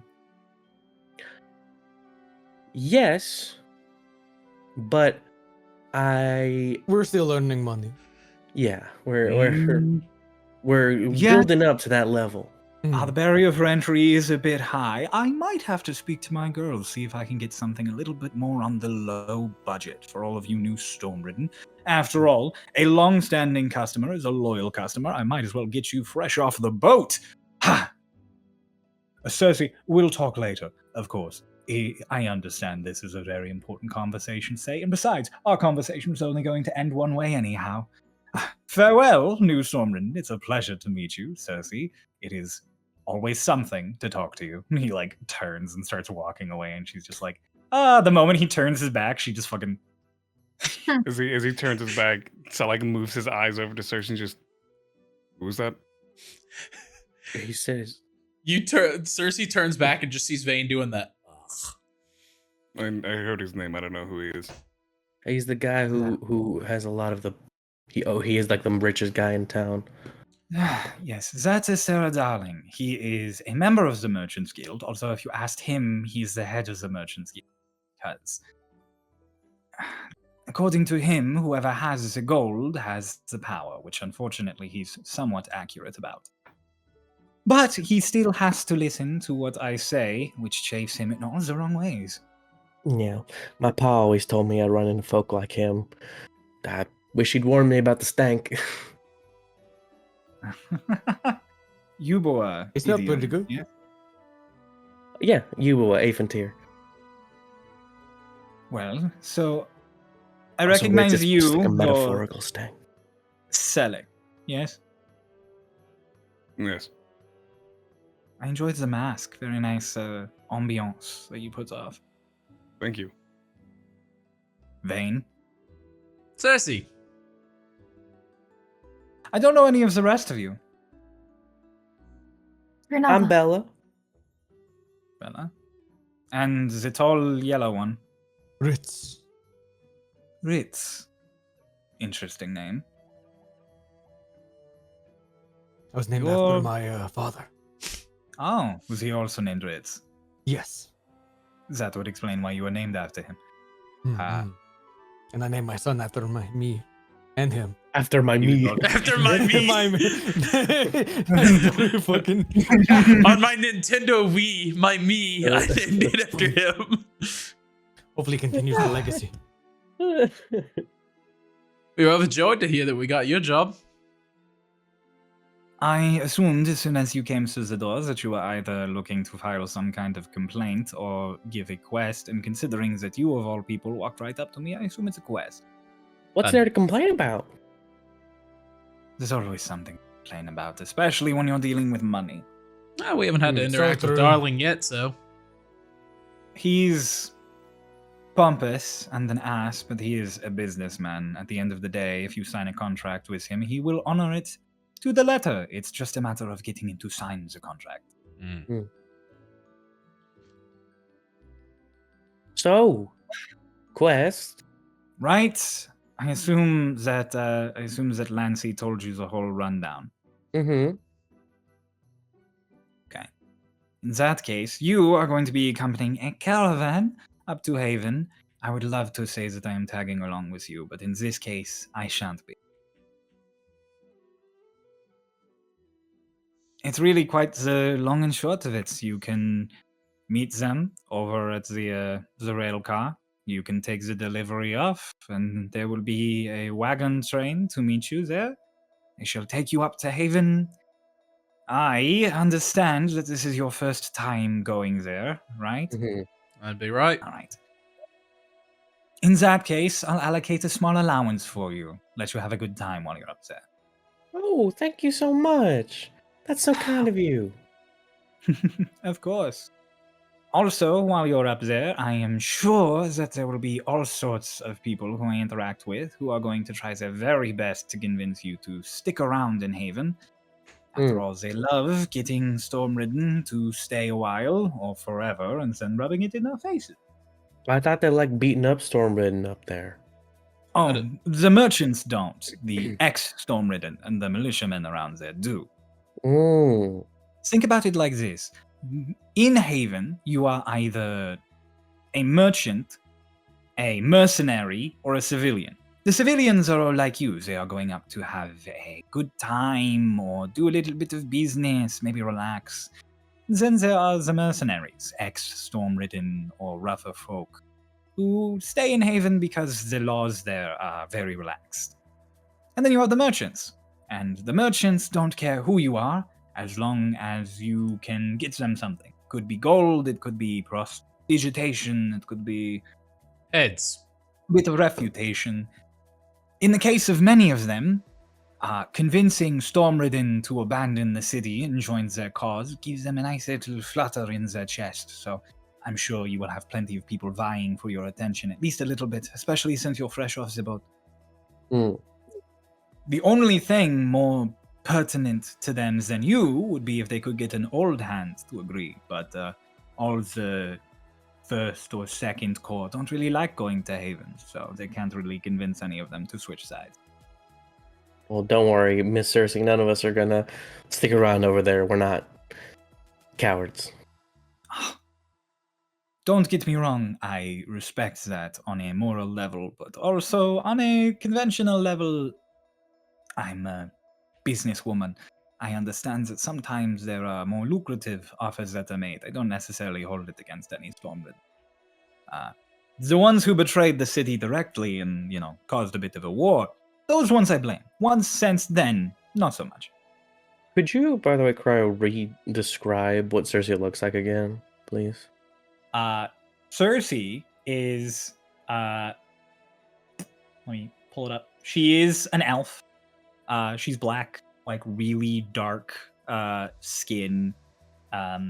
She wears this long white and silver dress and a big like witch hat. Her hair, one side is shaved and the other is all of these big bombastic white curls with these golden ribbons braided into them. And her dress, when you get to the bottom, like there are slits on either side, and it is just basically from like top of thigh down, so much leg. Like it is like all leg. Yeah. She has very, very nice silver eyes. Ben kind of has Another a white eyes. Ben She has a white moment. eyes. He goes, oh, right. Speaking, Lancy, he told us to say hello. Of course he did. I'll have to go say hello to the militia district sometime. Of course, it would be fantastic if all of you could get out of the militia district and into the all house more often, but c'est la vie. Hey, look at it this way. The more jobs we do, more often we can be there. Because we'll have money. There you go. Speaking of money, as far as your reward goes, half now, half later. And she snaps her fingers, and just a little bag floats over to her. Presumably an unseen servant brings it, and she just takes it and she holds it out just at the whole group for any one of you to take. All right, okay. Bella just there you go. It says your first half. This bag definitely has at least 80 gold. So for our own sanity, how much exactly does it have in it? Yes. You can count it later. Okay. And is this inclusive of our allowance? No, it's not. The caravan can handle you with your allowance. And when did you say that it'll be taken off? Oh, you should be heading off towards the next delivery. Realistically, you'll want to get there. So, Good to know. Any names we got to know? Any one of the... yes, actually, give me one moment. They are here in my notes. I think the further paper's right down. there. Thank you. It's right there. Let me pull it up here real quick. No Oh problem. yes. Here it is. Here. Take it. Let Take me it. open the Google Docs. What the fuck is Google? Uh, He's a demon Oh, that I yes. work with. you are going to be looking out for a puppy.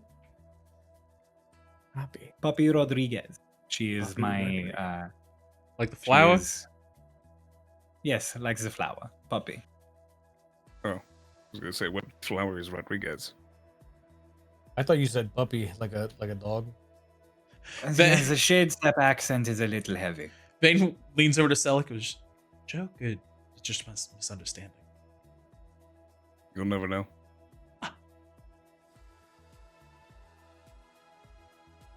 Okay. Don't worry, I understand your accent perfectly. You have a very similar accent to my mom. Oh, are you from Shade Step? Yep, born and raised. Oh, fantastic. You know, the general brimstone vibe you put off should have cued me in. Sure. Why didn't you get the accent? Because I didn't want it. I don't Not really everyone know that from was the Shade thing. Step You talks like this. Oh, okay. Mostly if you're from Irisa on the west side, you sound more like this. Yeah, but it was just... Mm. Those from Tiak or Midnori don't have this much of an accent. Mm. Sort of like if you're from the north-south of Yuboa, you sound is akin to Miss Bella here, but if you're from the south side, you sound a little gruffer. Yeah. It's a fun world. Fun. So, I guess we should head off. All right, Bobby should be waiting for you. They're setting up that entire caravan. Probably be leaving in the early afternoon, but you might as well get down there now. All right. Thank you, Cersei. Well, thank you. And Of course. I just wanted to say I love your style, Miss Cersei. You're dressed very nicely. Thank you. As much as I hate to fucking admit it, Sarah's refinement does have very nice clothes. Well, you know, the clothes only do so much. Don't I know it? All right. Well, see you around. So long. Oh, make As sure to you're keep all like- this one safe. As you're all like Might be turning Vayne. away, she definitely glares fucking daggers into the back of Vayne's head. Vayne lingers for just half a second. He's like, You do like the double thumbs up, and she literally just goes, Vayne just mouths, I'm trying to be nice. "You don't have to try. It's okay. We don't have to be friends." I want to be friends. And armor goes around Vayne as he turns her back around and gives her a good old wave. Vayne just, I want to be friends as he's getting pulled away. Getting turned around. She just fucking finger wiggle waves at you guys as you all leave. I As haven't we even done like get anything wrong out, yet, and she hates me. as we get out, just like she recognized you, Selleck. How come? I was walking with Vayne. Because you were walking with Vayne. I guess. You didn't introduce yourself. No.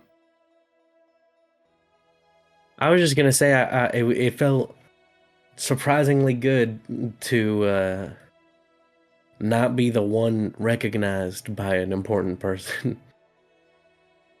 She probably just looked me up after I was walking with Vayne.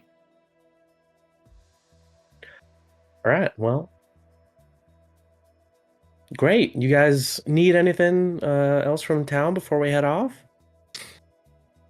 Oh, I guess we should just go to the next delivery. Okay. Sure. The way you guys go to the rail car. Make your way through the cordways midday, so they're bustling. And then you head on over. As you go, the rail car has an extra cart hooked up to it compared to last time, and it is stocked full to the brim of shit. Like, they're loading it up with cargo as you guys arrive. There are a bunch of people who are dressed like they're from the Merchants Guild. They're wearing like the same suits and setup, but a lot of them are wearing boots instead of nice like shoes, and it's this weird middle ground between I'm gonna go traveling and I'm on business. Mm. Is this casual? They all got mullets. Yeah, party in the back. No. Business in the front, party in the back. So, some quick asking around easily points you out to Poppy. She is this tan human woman with just really curly, crazy hair who is holding a manifest and is currently like directing everyone to get everything set up. And as you guys come up, she just, well, hello. So you're my Stormridden. that'd be us. Yes, ma'am. Nice to meet you all. I'm Poppy. You can call me Poppy, you can call me Pop, you can call me Rodriguez if you'd like. What do you want to be Some called? any variation of my name, I don't really mind as long as you're calling me something nice.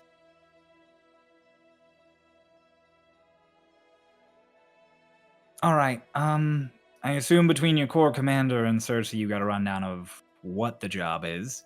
What you're actually going to be doing most of the time is sitting on the front or back of one of our carriages and making sure we're not attacked by bandits or weird little creatures. Can do. All in all, the trip to Haven is pretty safe. It's a pretty established trade route, and as soon as we're out of the crags and away from the safety of Cloud Breach, we have a couple of days where we're out in the midst of things, and then we get into the Whispering Woods, which is Haven territory. And as much as they're a bunch of shitheads, they also understand that carts getting robbed on the way to their city is not a way for their city to make money, so we should be plenty safe once we're in the woods. Sounds like a dream. All in all, consider yourselves well-paid babysitters for babies who want to spend too much money. How likely do you think an attack is? I've done this trip dozens of times, and I've only ever been attacked a handful. And it's never been by bandits. It's always been by creatures in the night. So your most likely chance that you are all going to get into some kind of tiff is if we're attacked by wolves in the night or something. But it's springtime. It's usually not an issue. They're not out and about too much. It's fair. It could be anything in the night, though. Could be anything in the night. Which is why you're here.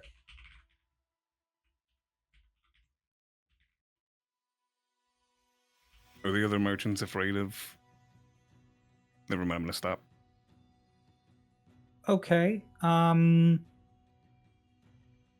Do you all We'll get have to that any later. questions or concerns? Any food allergies I should know about?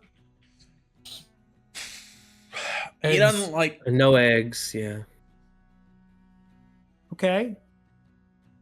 Wasn't gonna pack eggs, but glad to know I can continue not packing eggs. Thank you for doing me a service. Yes, of course. I'm doing it all for you. Appreciate it. Was that sarcasm? You owe me for this one. I don't think it's Sarka. I think she's just, being lighthearted. I wasn't bringing eggs. They're not great for travel. Okay, well, Stormridden, nice to meet all of you. Nice to meet you too, Poppy. Feel free to hop on the train and just wait till it... Or feel free to hop on the rail car. We don't call it a train. What's the train? By the way, my name is Bella. You guys, you should introduce yourself so she doesn't just call us Stormridden. Oh, yeah, that'd be great. Name's Vayne. Nice to meet you, Vayne. Oh, you didn't spell it out. I'm afraid they're allergic to the letters. V-A-Y-N-E. Wow.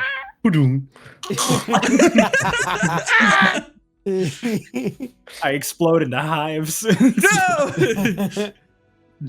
Ritz. Name's Ritz. And Selleck. Selleck. Renava. Nava, Pleasure. nice to meet you. I think we'll all get along just fine. Of course. If not, I'll just ask that you not be our escorts next time. Easy. That mean you can request Sure. us next time? I could if you're cool enough. I think we're pretty cool. Everyone yeah. thinks they're cool. He's all right. Hey. Hey, you're already losing points. This is bullshit. Well, but so it's okay, Vayne, because if you're losing points, then that means that Ritz is gaining those points, and our group points didn't change. I never said that. That's what I'm saying, though. Oh, fair enough. All right. Renava, I pull have out a Sophie. whole other half of this manifest to get through. So good to meet you all. Which car should we go to? The one with seats. Oh, okay. The others are cargo cars. All right. Well, let's go take our Cool. seats. You guys go get set up in the cargo car, or not in the cargo car, in the sitting car. Then eventually more of the merchants start piling in as the cargo trolleys get full up. And then finally, Poppy comes in and she just does a boom, boom, like bang on the head car. And there's the as the rail car starts. And you all begin your journey off towards Haven. Wait. The chugging of the rail car. The ride itself in the rail car, as you know at this point, only takes about 45 minutes. Gets you through the crags very quickly compared to walking over them. But it doesn't get you all the way past the crags. It gets you over the bulk of them, and then you are let off at that station where there is a setup of several wagons waiting for you. And immediately, there are several members of the Merchant Guild who start offloading various crates and bags and boxes from cargo and getting them in the wagons. I actually And you did guys- have something I could do mid cargo ride. Oh, what were you going to do? I have Fire. with my class I can with my class I can actually copy a spell pretty quickly. Ooh, okay. Wait, how many? Oh, I should have read this before I brought it up. So if it's an evocation spell, it'll take you half an hour if it's a first level spell and 25 gold. I'm pretty sure I can do it in minutes though. In mine. Did they change it? Because usually it halves the time taken and the whatever. Well, yeah. My Oh no, class your is order of made for- scribes. Yeah. Yeah, I forgot your order of Yeah, I was like, scribes. wait, what do you mean by evocation? I thought you were an evoker. For Minecraft. Time spent Equal- copying spells is 2 minutes per spell level. What's the Dang. level of the spell? Well, I was gonna talk to Ray. She's back. Let's go. All right. Well, as soon as we're on the cart, Ritz just sits like really close to Runava. Hey, It sits in Renava's lap. Renava, Ritz like curls over you and is just like, Renava. He sits in your hood. He sits next to Zervi. Yeah. They were just like, what the fuck? Yeah. Zervi's like, how do you fit in here? How do you fit? How do I copy from your book? You want to copy a spell? No, I have time. All right. Well, sit back for a moment. All You're right. very close. Squeaky chair. I pull out a piece of paper, a piece of parchment from my bag. And like Bella has seen this, where I just reach into my hood and I seem to pull something out and I just throw it, like ink, onto the piece of paper. And then I take it and I just kind of wibble it a little bit. And the spell just appears from the ink. I hand it off to you. Cool. Pulls out his quill really fucking quickly and just starts scribbling like crazy. Really. And in a span of 4 minutes, he tries 4 to learn minutes. Sanguine Shock. It's the gif of fucking Death Note. Of, Yeah, exactly. Like writing as quick as he can and just being So really it's- dramatic. All of you are so just it's- chilling on the rail car, and then the camera will like pan to Ritz. And it's like dun, dun, dun, dun, dun, dun. Take a potato chip and I eat it. Yeah, so it's 4 minutes and 100 gold. I would probably grab like 2 from whatever. Or wait, actually, I would need 3 from like whatever group 1 that we have. And then I'm good. There is not a group Yeah, goal. what the fuck are you Wait, yeah, talking about? Wait, no. I thought Yeah, like we were. The money from Oh, Cersei. They gave us yeah, gold that we- yeah. So you guys Oh, the can count allowance. that bag actually now. Oh yeah, sure. There is 110 gold. Is your Wow. first half of your payment. Damn. So the split So- between all of us is 27. 22? No, 22. 22 a pop. I'm stupid. And then what about the allowance? You haven't. Poppy hasn't. Oh, yeah, divvied Poppy up has to your go to allowance us. I yet. forgot. Yeah. Sorry. Okay, so we all got 22. I'll find Poppy in this time. And She's on the rail Ritz car with spends you. his money on Yeah. his thing. I'll What? just be like, What'd you say, Crow? Oh, I said it. Ritz spends the thing on his thing. Yeah. Oh yeah. I gotta Does he roll have to for roll it, though. for it? Yeah. Arcana check. Oh yes, please make me an Arcana check. Check DMs real quick, Cryo. Question.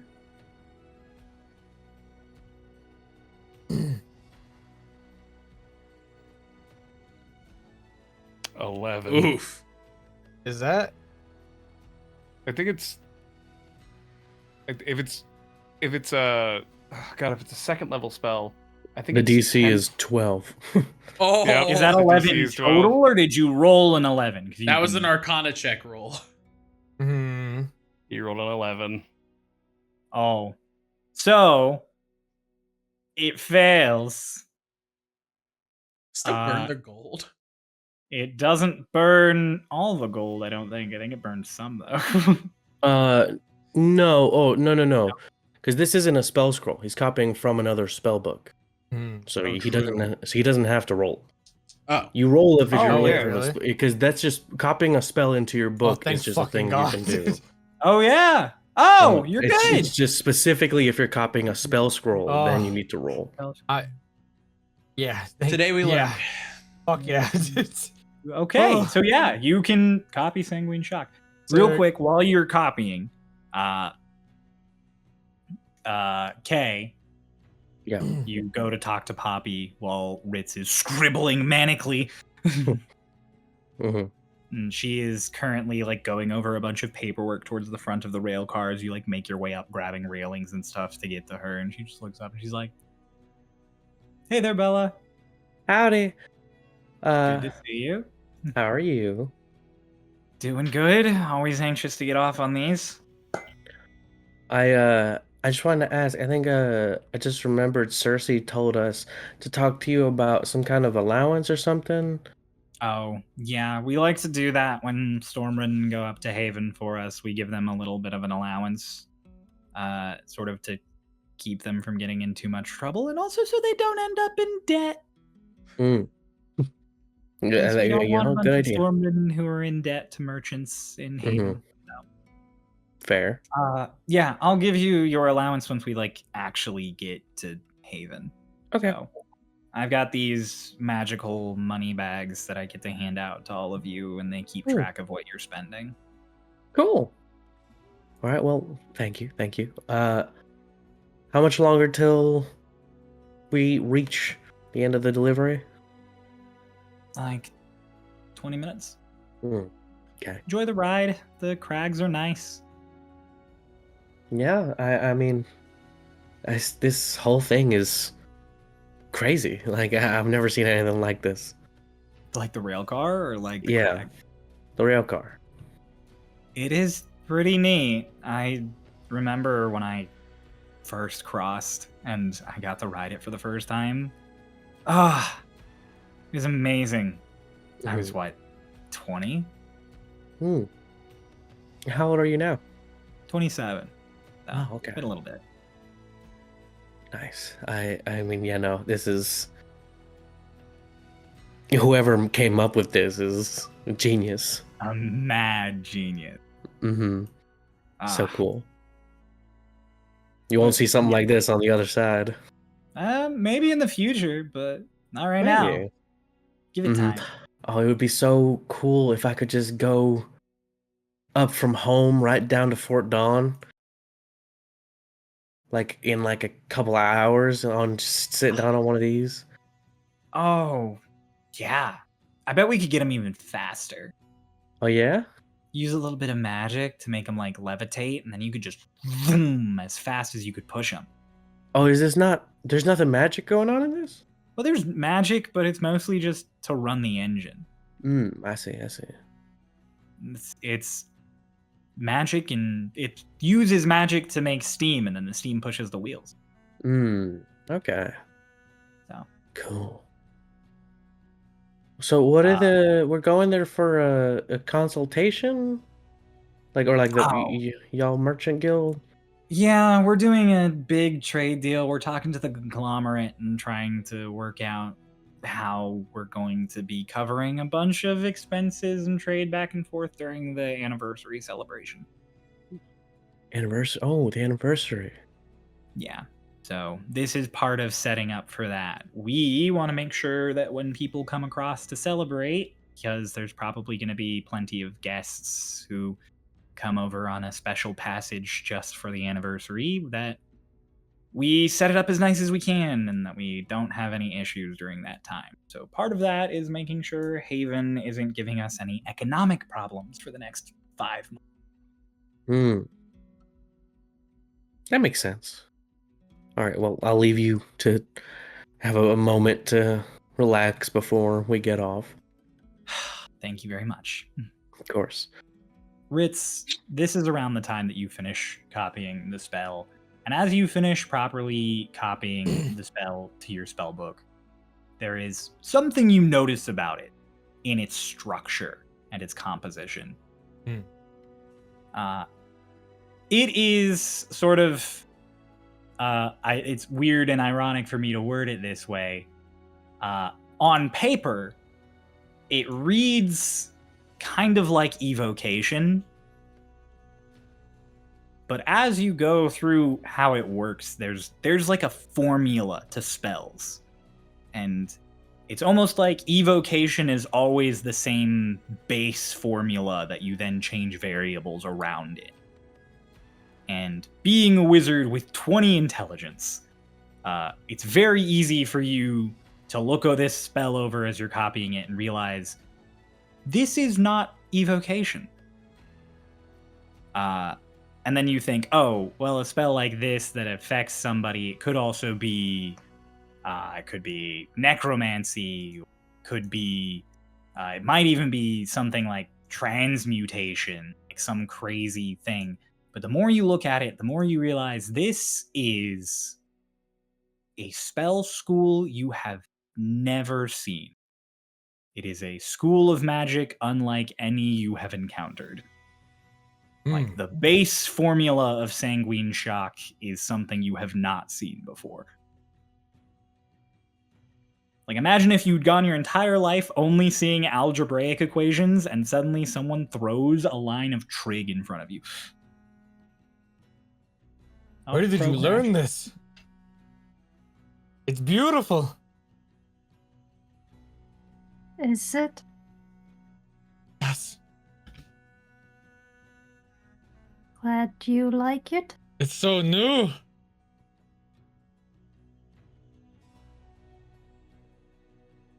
Kind of like gets off the chair, and like he'll like you know like someone will like lay on their bed, put like the a book in front of them, and just kind of like Like yeah. kick their feet as they look at a book. Yeah, that. You just do that on the floor. Noah, you're Just- muted. Staring at it. He's just laying on the floor of and Vayne's just like,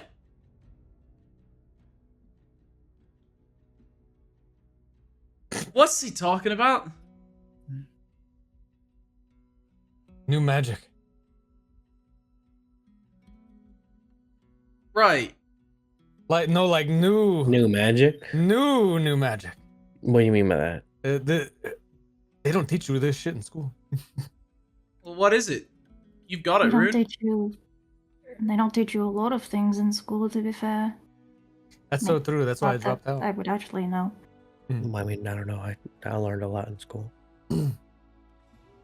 Bella, what's only the- one who graduated college? What spell is it?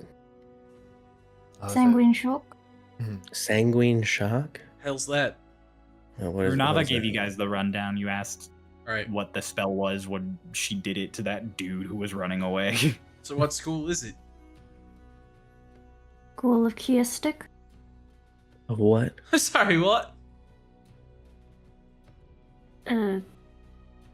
How do I explain? You know the spell Hold Person. Mm-hmm. So usually people would put their own force and magic energy to constrain another person. I just I take Zervi and just kind of squish him a little bit as an example.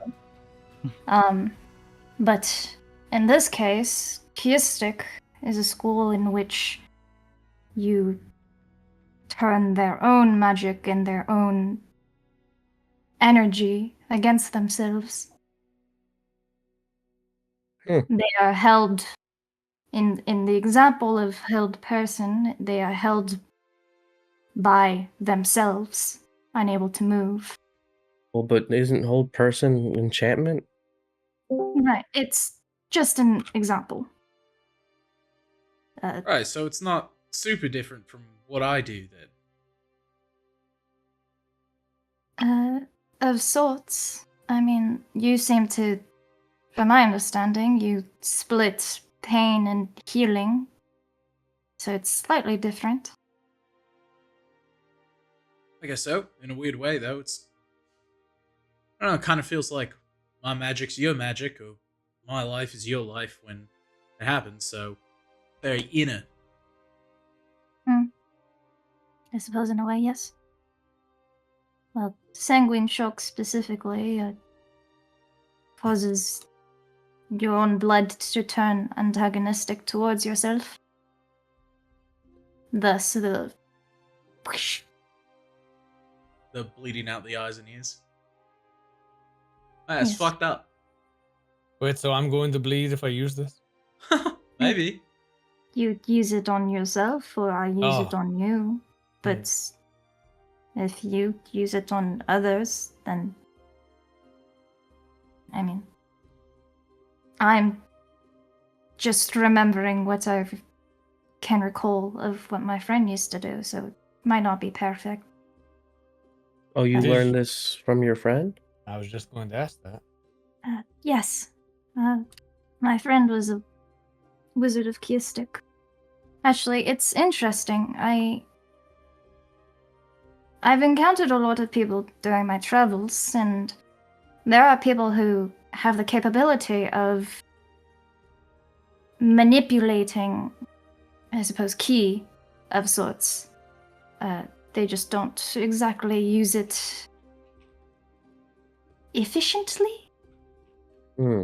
Like stunning people. Oh, I've met people who are able to. They're monks. They manipulate ki and stuff. Very very powerful. Right. It's basically that line of thinking. Is that what it's derived from? Keyistic. Yes. Ah, that makes a lot more sense. Mm. Interesting. It's just an And- extension off of that. Where do they teach this school of magic? None that I know of, apparently. I mean, How'd your friend learn? I never really asked. I mean, wasn't particularly. It never came up for me. So, They made a whole new, or they introduced you to a whole new school of magic, and you never thought to bring that up in conversation. I'd never thought of it as particularly special. Plus, it's not exactly mine. I am simply recalling what she has shown and has talked about to me. Well, yeah, that's what I'm saying. It's just, I don't know. That's I mean that's cool. Hmm. You should tell tell us more about your friend. Well, her name's Irende. She's very practical in all that she does. Very, the stereotype of wizards who are very factual and all that. Somebody is factually wrong, then she's not afraid to straighten it out. And I think the thing that I admire most about her is, despite that, she's also very emotionally intelligent. So, got me out of a lot of pickles. Her and Euros. Do you have like? I was gonna say, do you have like illusion magic? Could you like show us like a picture of her? I do not have that, unfortunately. Oh, but you're an artist. You could draw her, right? Yeah, sure. Hold on, give me 1 second. As I pull it up. Give me 1 second. Yeah, as soon as you started, as soon as you had a name, I'm like, "There's art of this character. I'm going to see what they look like." Where is it? Oh god, I don't label Can't believe you didn't anything. have it on hand, right? I didn't think we would talk about them. Oh man, that's my favorite thing with Ray this campaign is them going, What? I have this thing ready, and they go, do you? Everyone goes, do you? And Ray goes, Can I I didn't think see we'd it? talk about this. Yeah. Mhm. Ray is like, here's the coolest fucking lore you can imagine me hinting at. And it's like, can we see it? And Ray's like, you wanna what? Why would you want to know or see about this thing? Man, Marcy's gonna love this. There are so many images I'm just dropping and I'm like, hey, for this session, we need this image, this image, this image. Oh, did you post it? Yeah, I posted Yeah. into private talk. So Irende is an elven-looking woman with short hair that just barely reaches her shoulders. It's like this bluish, like desaturated bluish tealish color.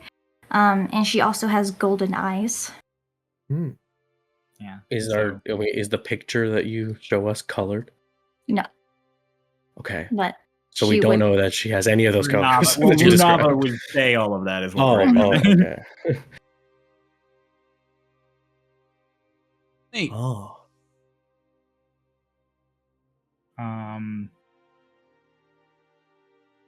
like when you, like tailish greenish, like your hair. No, it's more blue. Oh, Lighter does than mine as everyone in well. your village have teal hair? No. Ow, my knee. You okay, Poppy? I'm fine. I just hit my knee. Don't do that. That's okay. You know what? You've solved my problems. You're losing points.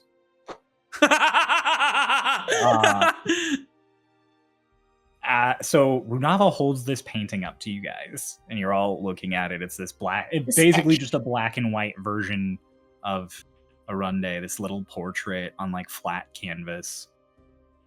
And you guys are all having this moment of like, oh wow, da da da da da. And you notice as Runava holds it up to you, and you guys go through like the various light from the crags and everything.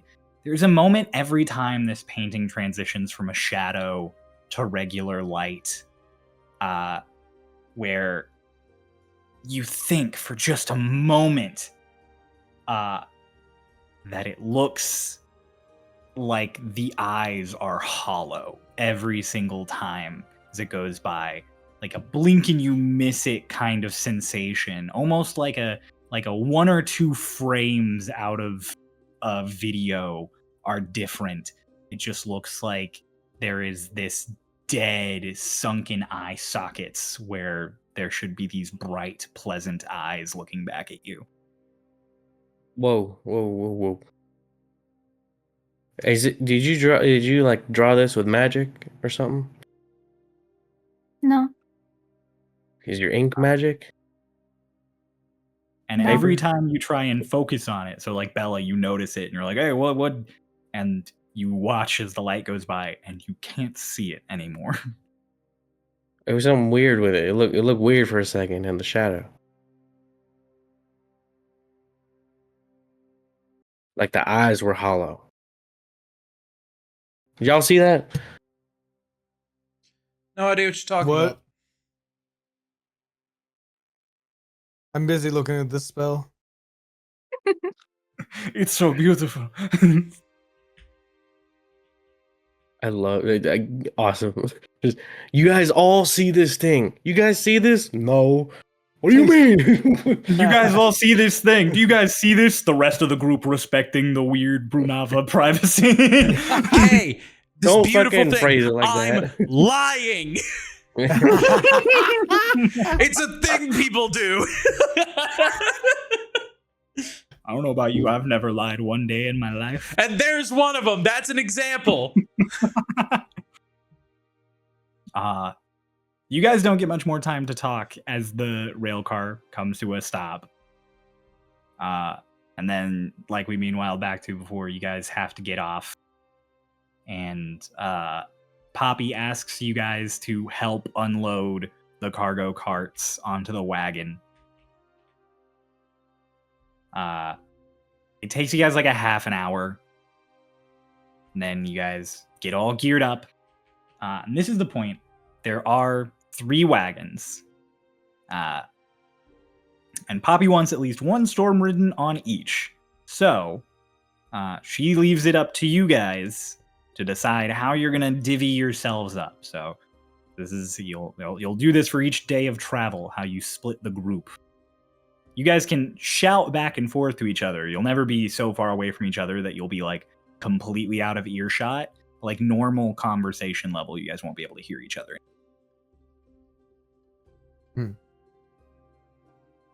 Runava just gets in the first one. Vayne basically watches her do that and steps up to it.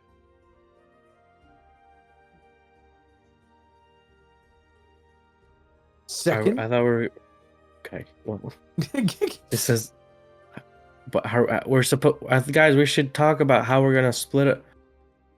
Okay. We should You know, talk I about how we're agree. gonna split up. Ritz climbing onto the second wagon, the other 2 already on the first. Selleck's on the third. Bella, you turn to them like, guys, we should. Then you turn to Ritz, who's climbing the second one. You're like, guys, you turn back to the third. Selleck is already sitting. Okay. And I look to the second and third ones, and I pull out a silver piece and flick it. Who am I go riding into with? I go into the third car. Ritz is alone. Oh no! And not just for the first day. Ritz is just looking at his spell. He does not He doesn't give a pay fuck. attention. Are we sleeping in these cars? No, you guys will stop to sleep. Okay. But so the convoy starts. You guys, this is a familiar path to you because you still have to get out of the crags from the station. So for the whole first day, it's all familiar until you get to Riverdam. Then, maybe about an hour after Riverdam, because once you get there, you turn north. Now that you guys are on a path that is unfamiliar to you, you travel for a little ways. Then you stop for the night. And as you guys get all set and stopped, the various merchants set up places that they're going to sleep. Most of them are going to sleep in the wagons, in some kind of bed setups. But you guys will get to sleep outside in your tents and on your bedrolls so that you can keep watch. And I would like one of you, please, to just roll me a d20. Who's taking it? Oh, there goes Pulse. I heard the clack. For the audio. It dropped. There we go. 16. I'm for the visual watchers, but they can't see what he's rolling. Yeah, that's true. We have the opposite problem for once. True. What'd you roll, Paul? 16. 16. All right. The night goes by smooth. There is a nice meal that's made that you guys are given bits of. Everybody gets some potato soup. And you all just get to relax. Selic, make me a stealth check. Yes, sir. Do that because I totally had Select's thing pulled up. My PC crashed. Your bonus is +4 if you want to 4. roll. Okay. It's not up. It's a natural 20. What the fuck? 24. You are 24. able to absolutely find a point in the night where you can just quickly sneak into Vayne's tent, and there is just that a blue light, and no one notices. So you are fed and happy for the night. I take as we all Vayne's go in. thumb and I put it to the rod of holding, and he's stuck there forever. No, I don't do that. Evil. Your first night goes over uneventfully. And then, do you guys want to switch up the wagons on day 2 as we start? I was gonna ask Runava stuff on day 1, but I didn't want to interrupt you.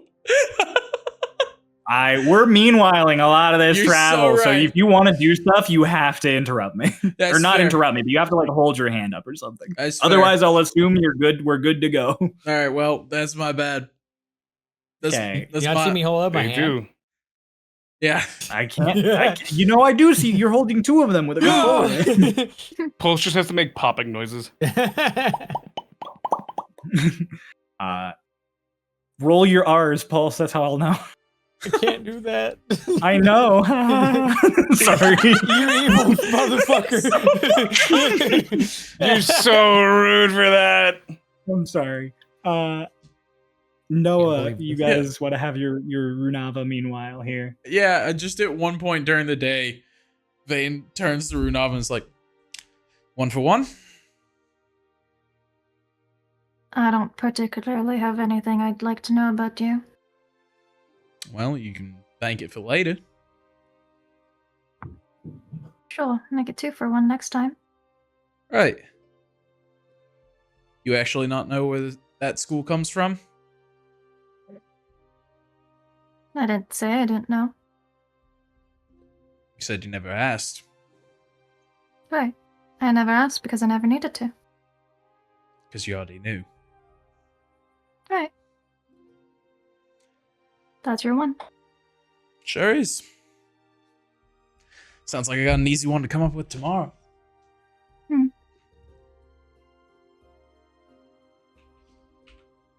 That's it. And things that I'd like to know just continue to stack up. Honestly, I think I win.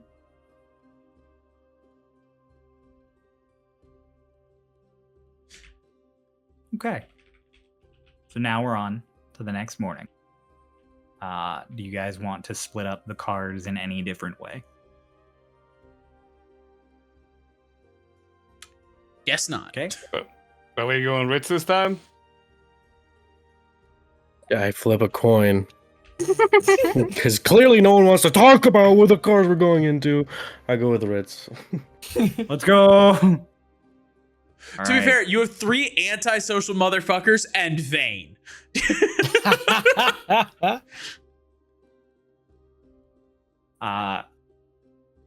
You guys get set up. This time Bella just switches from the third to the second. Any conversations you guys want to have as you're traveling? Where's it from? From where I'm from. That doesn't count. Sure it does. I'm letting you bank one for that. That's bullshit. I mean, you know where I'm from, so. Yeah, but your Westwood doesn't sound like our Westwood. I've never heard of that fucking school in my life. If I recall, you've never been to the Westwood. Yeah, but I hear rumors from everywhere.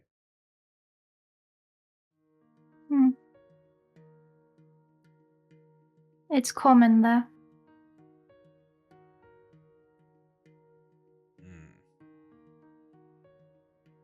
What?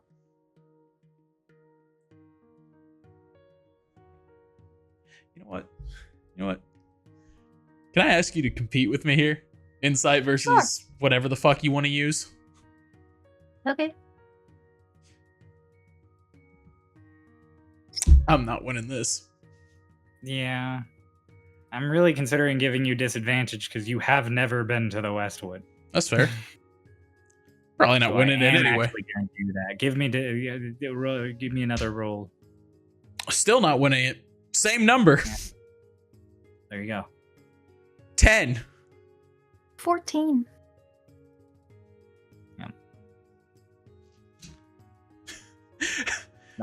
Rava's just quiet and weird. Yeah. And she's like, I still don't want to give you one. It felt like a non-answer. Gave you an answer. All right.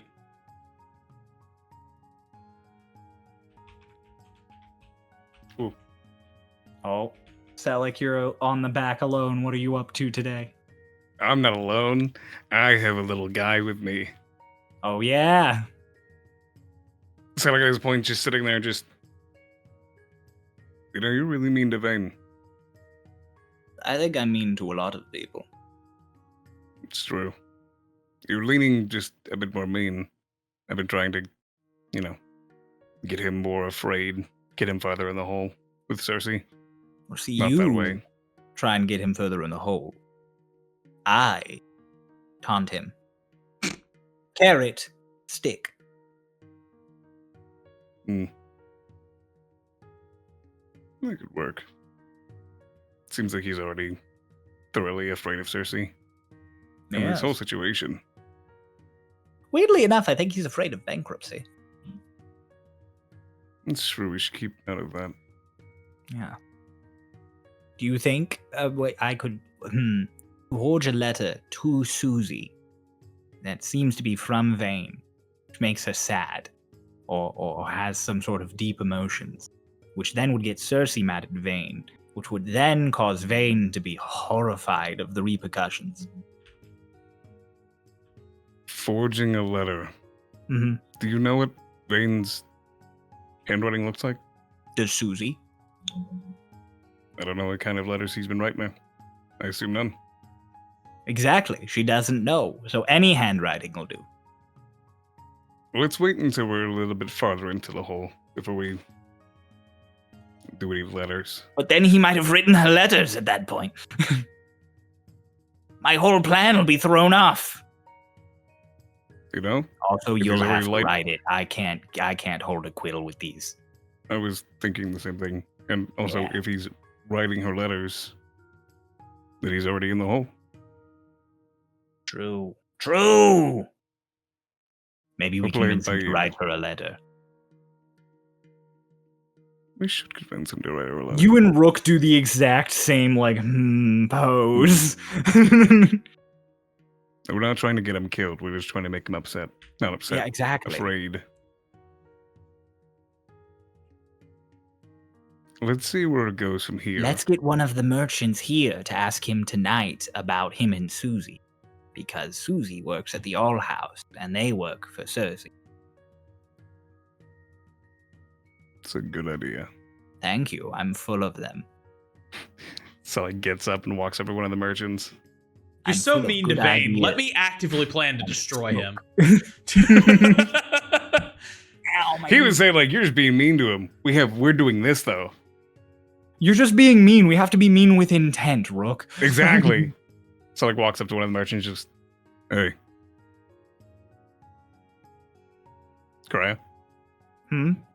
So, like, You just walks up walk- to one of the merchants, and he Oh, just. well, like, you're on a You're on a you're on a cart. wagon. So you lean Oh, yeah, back lean, into sorry. the window. I was imagining that we don't walkway. No, it's chairs. You're right. Just, Yeah. hey.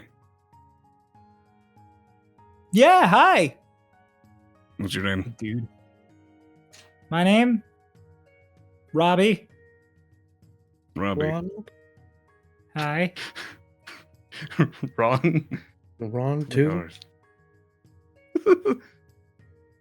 Two. We're on 2. You work under Cersei, right? Well, I mean, yeah. I work in the Merchants Guild, so a lot of merchants technically work under Cersei. You know, girl named Susie? Oh, is she the blonde who works at the All House? You got it. Yeah, I know Susie. Hmm. She's a workaholic. Do you know anything else about her? She's My, a um, workaholic? My associate. The, the one with the cloak. Oh, Let's go yeah. on a date the once. Presentable one. What? The presentable one. Robbie like immediately turns back to another person in the carriage and just, hey, Dan. Susie went on a date. She the blonde from the All House? The workaholic? Yeah. Did Rook just... Oh, that worked. Just let it go viral. The rumors cold. handle themselves. Just And now like I have turns to make back. a roll. Okay. How could this The roll rumor that for it. only has one point of origin possibly have spread? Hmm, Hey man, Just- people see things. exactly. It's a city full of 15,000 people. You don't think one of them saw you take a girl on a date? I was just gonna ask if she, you knew anything she liked. Tip off my friend. No, you're gonna have to ask somebody who works in the All House, which isn't any of us, because we're all like upper level folk. I know she's got friends that I'd say friends, coworkers that she hangs out with. Like I said, I think she's like a workaholic. All right. Okay. I basically have only ever seen her at the All House or at this cafe near the All House. Right. Second question. No real reason. Are you afraid of Cersei? Yeah, dude, she's my boss. But like, are you afraid of Cersei? Yeah, dude, she's my boss. Good to know. Thank you. Thank you, Ron. I mean, Rob. Rob. Rob. Just like moves Rob. himself back. Well, I mean, Robbie. I'm not really a big fan of Rob. It sounds too much like Ron. I don't really like Ron. Ron's a good guy. What? He just sits back into his chair, and then Rook's head just... The domino falls. Let's see if it hits anything. Sits back and puts his arms behind his back. I'm gonna go fly up and whack Ritz on the back of the head because it's funny. Do that to Vayne. Ritz, I think, wants you dead. I Can you don't do feel it like to spending Bella? 10 gold.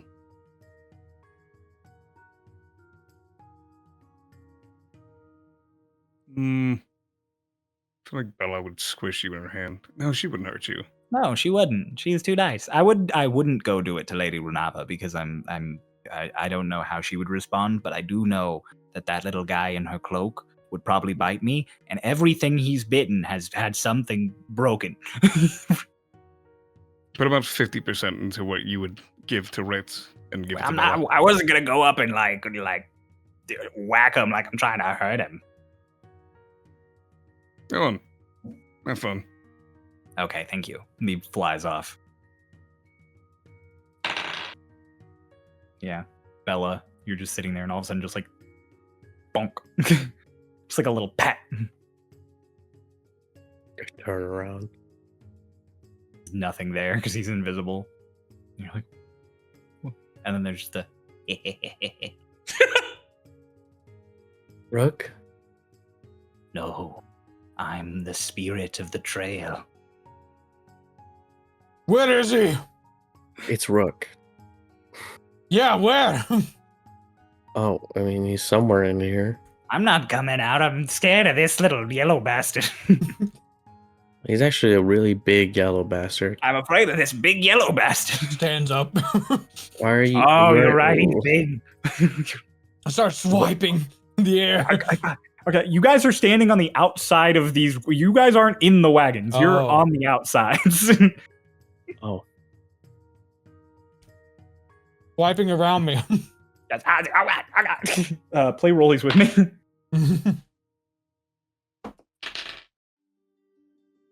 14. 10. You're swiping around and you're just like, and then there's just silence. And then all of a sudden, Ritz, you just feel a light little pop on the back of your head, and then Rook is just like, as he like flies away invisibly. I'll kill you. I'll kill you. The merchants in the wagon like look up through the little window. What's going on? One of them looks at Bella and is just like, okay. Mhm. He just started swinging at nothing and then said, I'll kill you. he's old. Just let him. I can hear you. That's okay. Am I- No, it's okay. You do whatever you need to, Gramps. They close the window. These people think I'm crazy. I mean, a little bit. You kind of acted a little crazy there. Makes sense.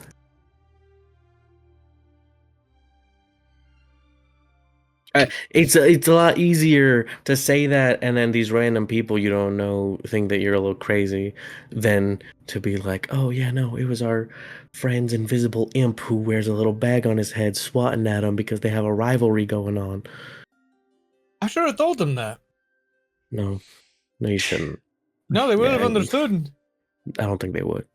I People think they would have. understand I think they vengeance. honestly, they you would relate have. to vengeance. Ritz, I'm gonna be honest with you. They would have thought you were more crazy if you explained all that. They would have thought you were rambling off the top of your head. People are familiar with magic.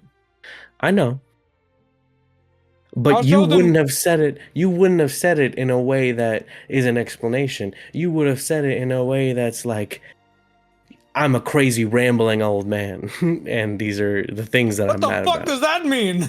It means that you get really heated about things a lot, and you Yeah, sort of fuck come you. off with it. This is Gets back- exactly my point. Gets back to selling. He's just like, so Rook, you have delivered. I always do. I caught him hook, line, and stinker. Nice. Thank you. The rest of your guys' travel today goes over very smoothly.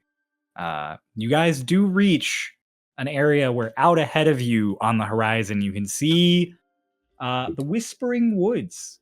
So if you guys take a peek in the maps channel real quick, all of those woods to the top right of Cloud Breach are the Whispering Woods. They make up a large chunk. They're called the Whispering Woods, but they are a forest. It is a big expanse that crossing from one end to the other would take you a good 2 weeks. Like, it is a large chunk of area. But as you guys follow the road along, you stop before you get to the forest proper, and you have another night to rest and recuperate.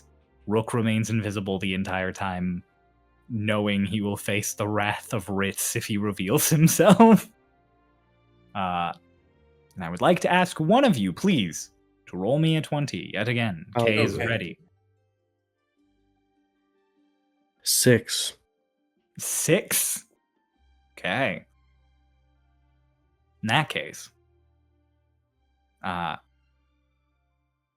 it gets dark, and the stars come out. Everything is peaceful, calm for a little bit. The first watch goes by nice and smooth. Who would have taken the first watch? Me. Ritz and Selig. Okay. You need to let Vayne sleep. Yeah, so you gotta eat. In that case, second watch, since Vayne is sleeping, I'll divvy it up. Bella, Runava, do you guys want to do that one, or does just one of you want it? I take the last two because I just You take- trance. Correct. I Okay, would take the last one because I get up early. okay, so then Vayne, they wake you up after a little bit, so you can do your watch and then go back to bed. On your watch, sometime around midnight, you're just sort of resting and relaxing. Out in the distance to the north, you can hear a sound. You hear the whispering sound. The sound from the woods.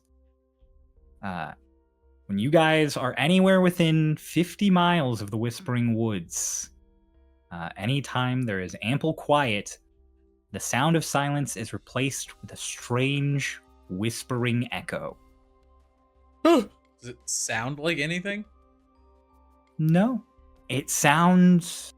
The closest thing I can think to relate it to is, imagine if you were in a room, and in the other corner of the room there are two people whispering to each other. You can't make out anything that they're saying. There is no point when you can pick out a word that's being said, but you can tell that there are people communicating to each other by whispering.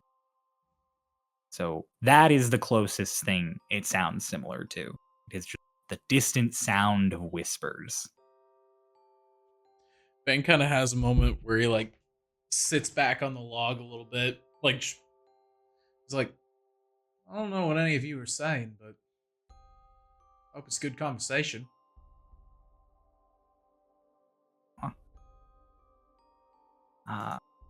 Vayne, you're kind of relaxing, and this whispering is sort of washing over you in the distance. I would like you to please make me a perception check. Sure.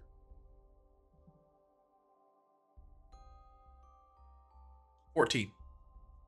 Okay. You notice, as the night kind of gets dark, that the whispering is still there, but it's quieter. It sounds distant.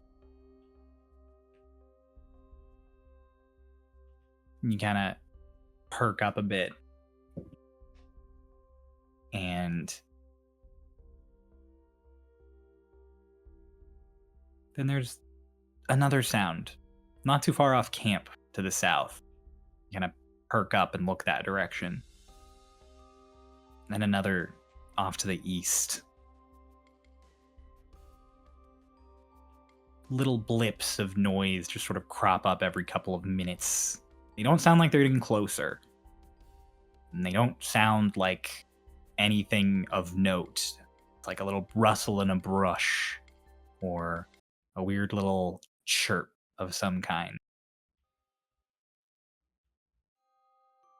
And then, Vayne, I'd like you to please make me a charisma save.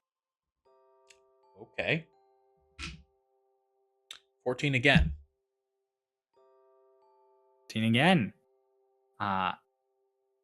14 is you succeed.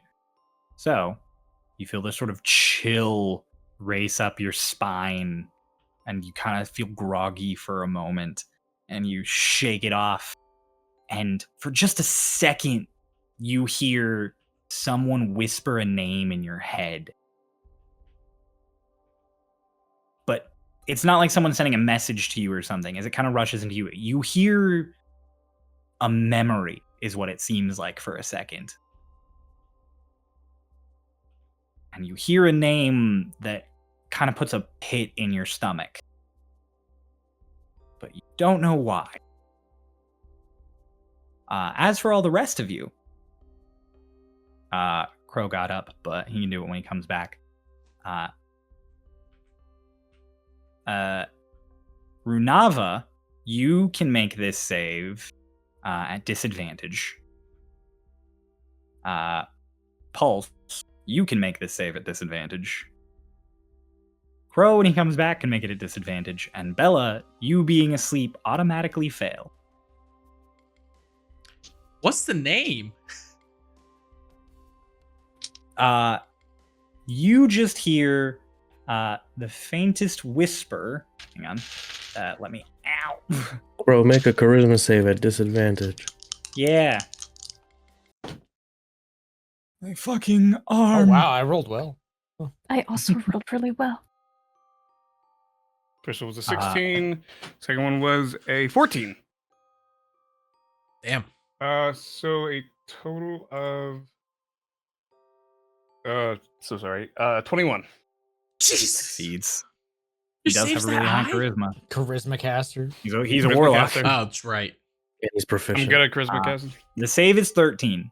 So, Pulse, Ray, did you both get above? 16. 16? Dirty Okay. 20.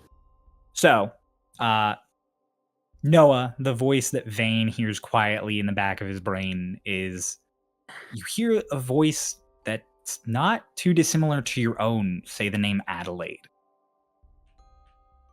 And it kind of dies out.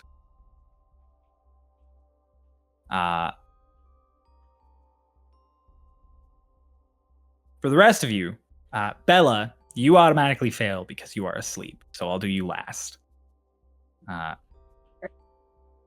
Runava, you also get this chill up your spine that immediately pulls you out of trance. And you also just get this flash of memory, but for you, there's like a snarling sound. You recognize as Zervi as he once was. The only time you've ever heard him growl and snarl like that. And then you feel like you're going to fall into something deeper, but you aren't quite pulled there. Ritz, you are there, and that chill also shoots up your spine, and you kind of open your eyes in your death pose. And before you can even sit up, this imagery flashed through your mind of some deep, dark chasm, and you feel your own skin burn for a second as if you're on fire. But then you shake it off and pull yourself away. Selik,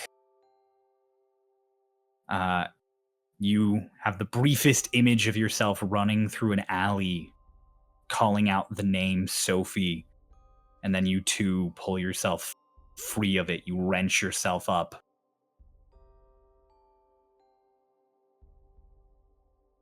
And last but not least, Bella, you automatically fail this effect. You are asleep. What about Ritz? and Was you- Ritz asleep? Okay. And you are thrown into a nightmare based on one of your worst memories. So,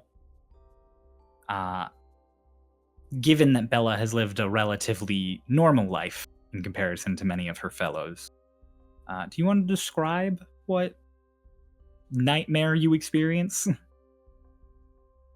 It's based off one of my worst memories. Yep. So your brain is Uh, not concocting anything new here. It is just a reliving of a horrific moment. It would probably be in my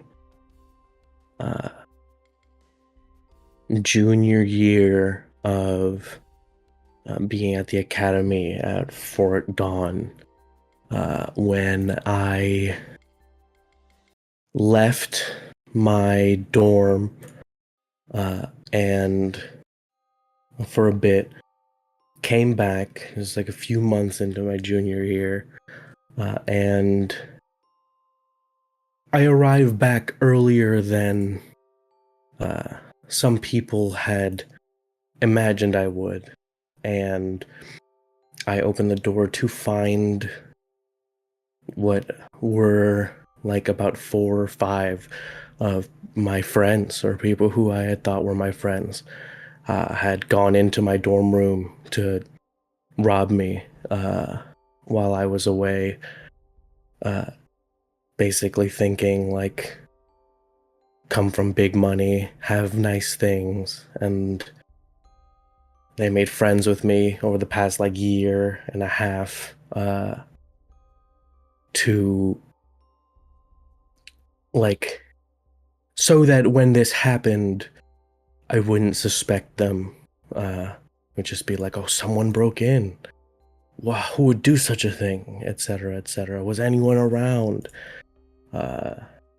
And as I opened the door and felt this, like, as I looked inside, I knew immediately what was happening. I understood just based on the looks on their faces and the words that they started to put together to explain away what was happening. Okay. They, and it sort of comes to a head with Bella doesn't get mad at them or go inside or yell or anything. She tells them to take whatever they want, and she doesn't care anymore, and she leaves. Okay. As this is all affecting Bella, Vayne, you shook off that sensation and started looking around very actively for whatever caused that. And just slightly stealthier than your perception check, you missed them, which makes sense. There is this strange fluttering at the corner of your vision, and you turn towards it. It tries to race away, and you catch it ducking behind a tent just as Runava steps out of that same tent, like zipping her jacket up to come see what's happening. Vayne literally, like, there's that sickening silence as he just levels magic at you and he goes, fuck was that? Fuck was what? And then there's another like flutter, and you both immediately turn your attention as again out of the corner of your eye you see something go by through the dark. It's almost like it darts into the light and then away, and it's Selik this time getting up to investigate. Vayne readies a tether. If he can catch his eye on it, he's gonna tether to it. All right, what's happening?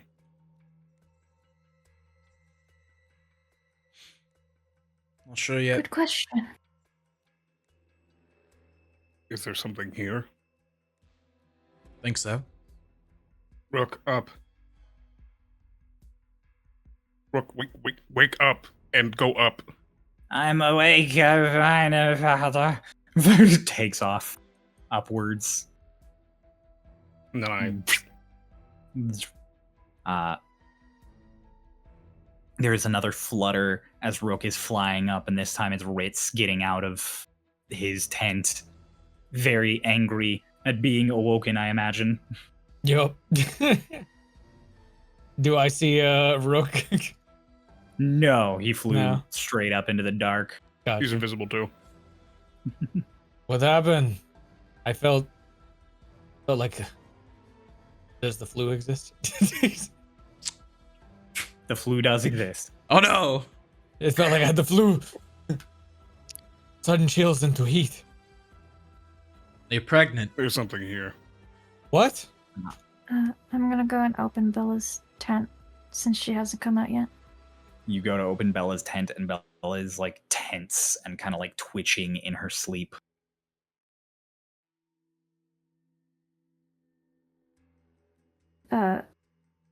Kind of look back and he's like, I do not sleep.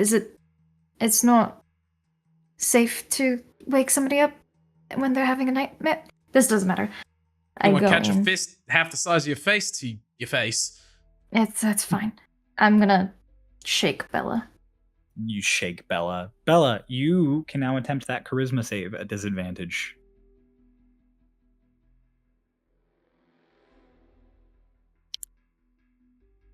Six. Bella doesn't wake. +0. Ugh. As the sort of moment hits when Rook gets a good 100 feet or so into the air and turns his his magical dark vision on real quick, like blinks, and Selleck connects. Selleck, you guys are in the middle of some kind of swarm. And just out of your actual eyesights into the dark, there is these fluttering masses. They almost look like a sheet caught in the breeze, like a strip of fabric caught air and is fluttering and flowing, but they are moving around actively and seemingly with some kind of intent. Yes. So like runs. Does Runava say that Bella's not waking up? I'm gonna have Zerby bite her. Oh! Okay. Just a very quiet sorry. Zerby comes up to just your hand, and Renata's like, sorry, and then just... you take 1 point of piercing damage, and you wake up. I was gonna eat your dreams. And then Zerby's just... Rise and shine. There's something We're going on. surrounded. I'll just get up. I don't even say anything. Start getting up, like, bit of a cold sweat. Vayne, one of these things flutters into the light of the fire again, and you tether to it immediately. You make a connection, and then there's not a shriek, because it's not loud enough to be a shriek. It's like someone put audio dampening on. It has all the characteristics of someone screaming and screeching as loud as they can. It sounds like it, but it all sounds like you took the volume and you turned it down, and then you put like a mat over your speaker. And it is this muffled, distant sound, even though this thing is in front of you and then dashing out into the darkness. Come out, wherever you are. This is gonna get ugly. Selleck, you see them. There are dozens and dozens of these things fluttering all around you. Some of the merchants have started waking up. You all note that it's only the elves, only the ones who would be trancing right now who are getting up. Any ones who would be asleep are asleep still in their wagons. As they start rising and as Vayne sends that sort of threat out, another one of these things rushes in from out of the dark, not at you guys near the fire, but at one of the merchants who's confused. And it's like they suddenly get wrapped in this whole sheet, like you burritoed them in a sheet, and this thing constricts so tight immediately that you can see their face pressed into it. And you hear another one of those hollow shriek sounds as they just drop, like not dead, but they are just like constrained. as you guys are surrounded, that is where we are going to end our session. Oh. Fuck. We will pick up right here next time on Starlost Stormridden, where you guys can find out exactly what it is you're up against and probably roll initiative pretty soon off the rip. What? No. I saw Sally cocking a finger gun for an Eldritch Blast. I'm sorry. I am Just stop fucked. this. We will I talk have to them no civilly. armor on. What do you mean? What do you mean? Your armor would only be moderately helpful here. Uh-oh. Charisma saves. Woo! Thank you all so much for watching. I'm super excited. I'm super excited for these fucking things. Great time. This is going to be awesome. Anyways, thank you all so much for watching. As I say again, please check out the links in the description, either below or on YouTube or in our little 3 dots there on Spotify. Thank you for watching and listening. Check out our Ko-fi, check out our Discord. The community's super awesome, and I'll see you all next week. Bye-bye. Bye. Pulse is waving. Yeah, for the audio listeners. Yeah, I'm muted. The audio listeners. Yeah, I'm muted, so my shit would bob up and down.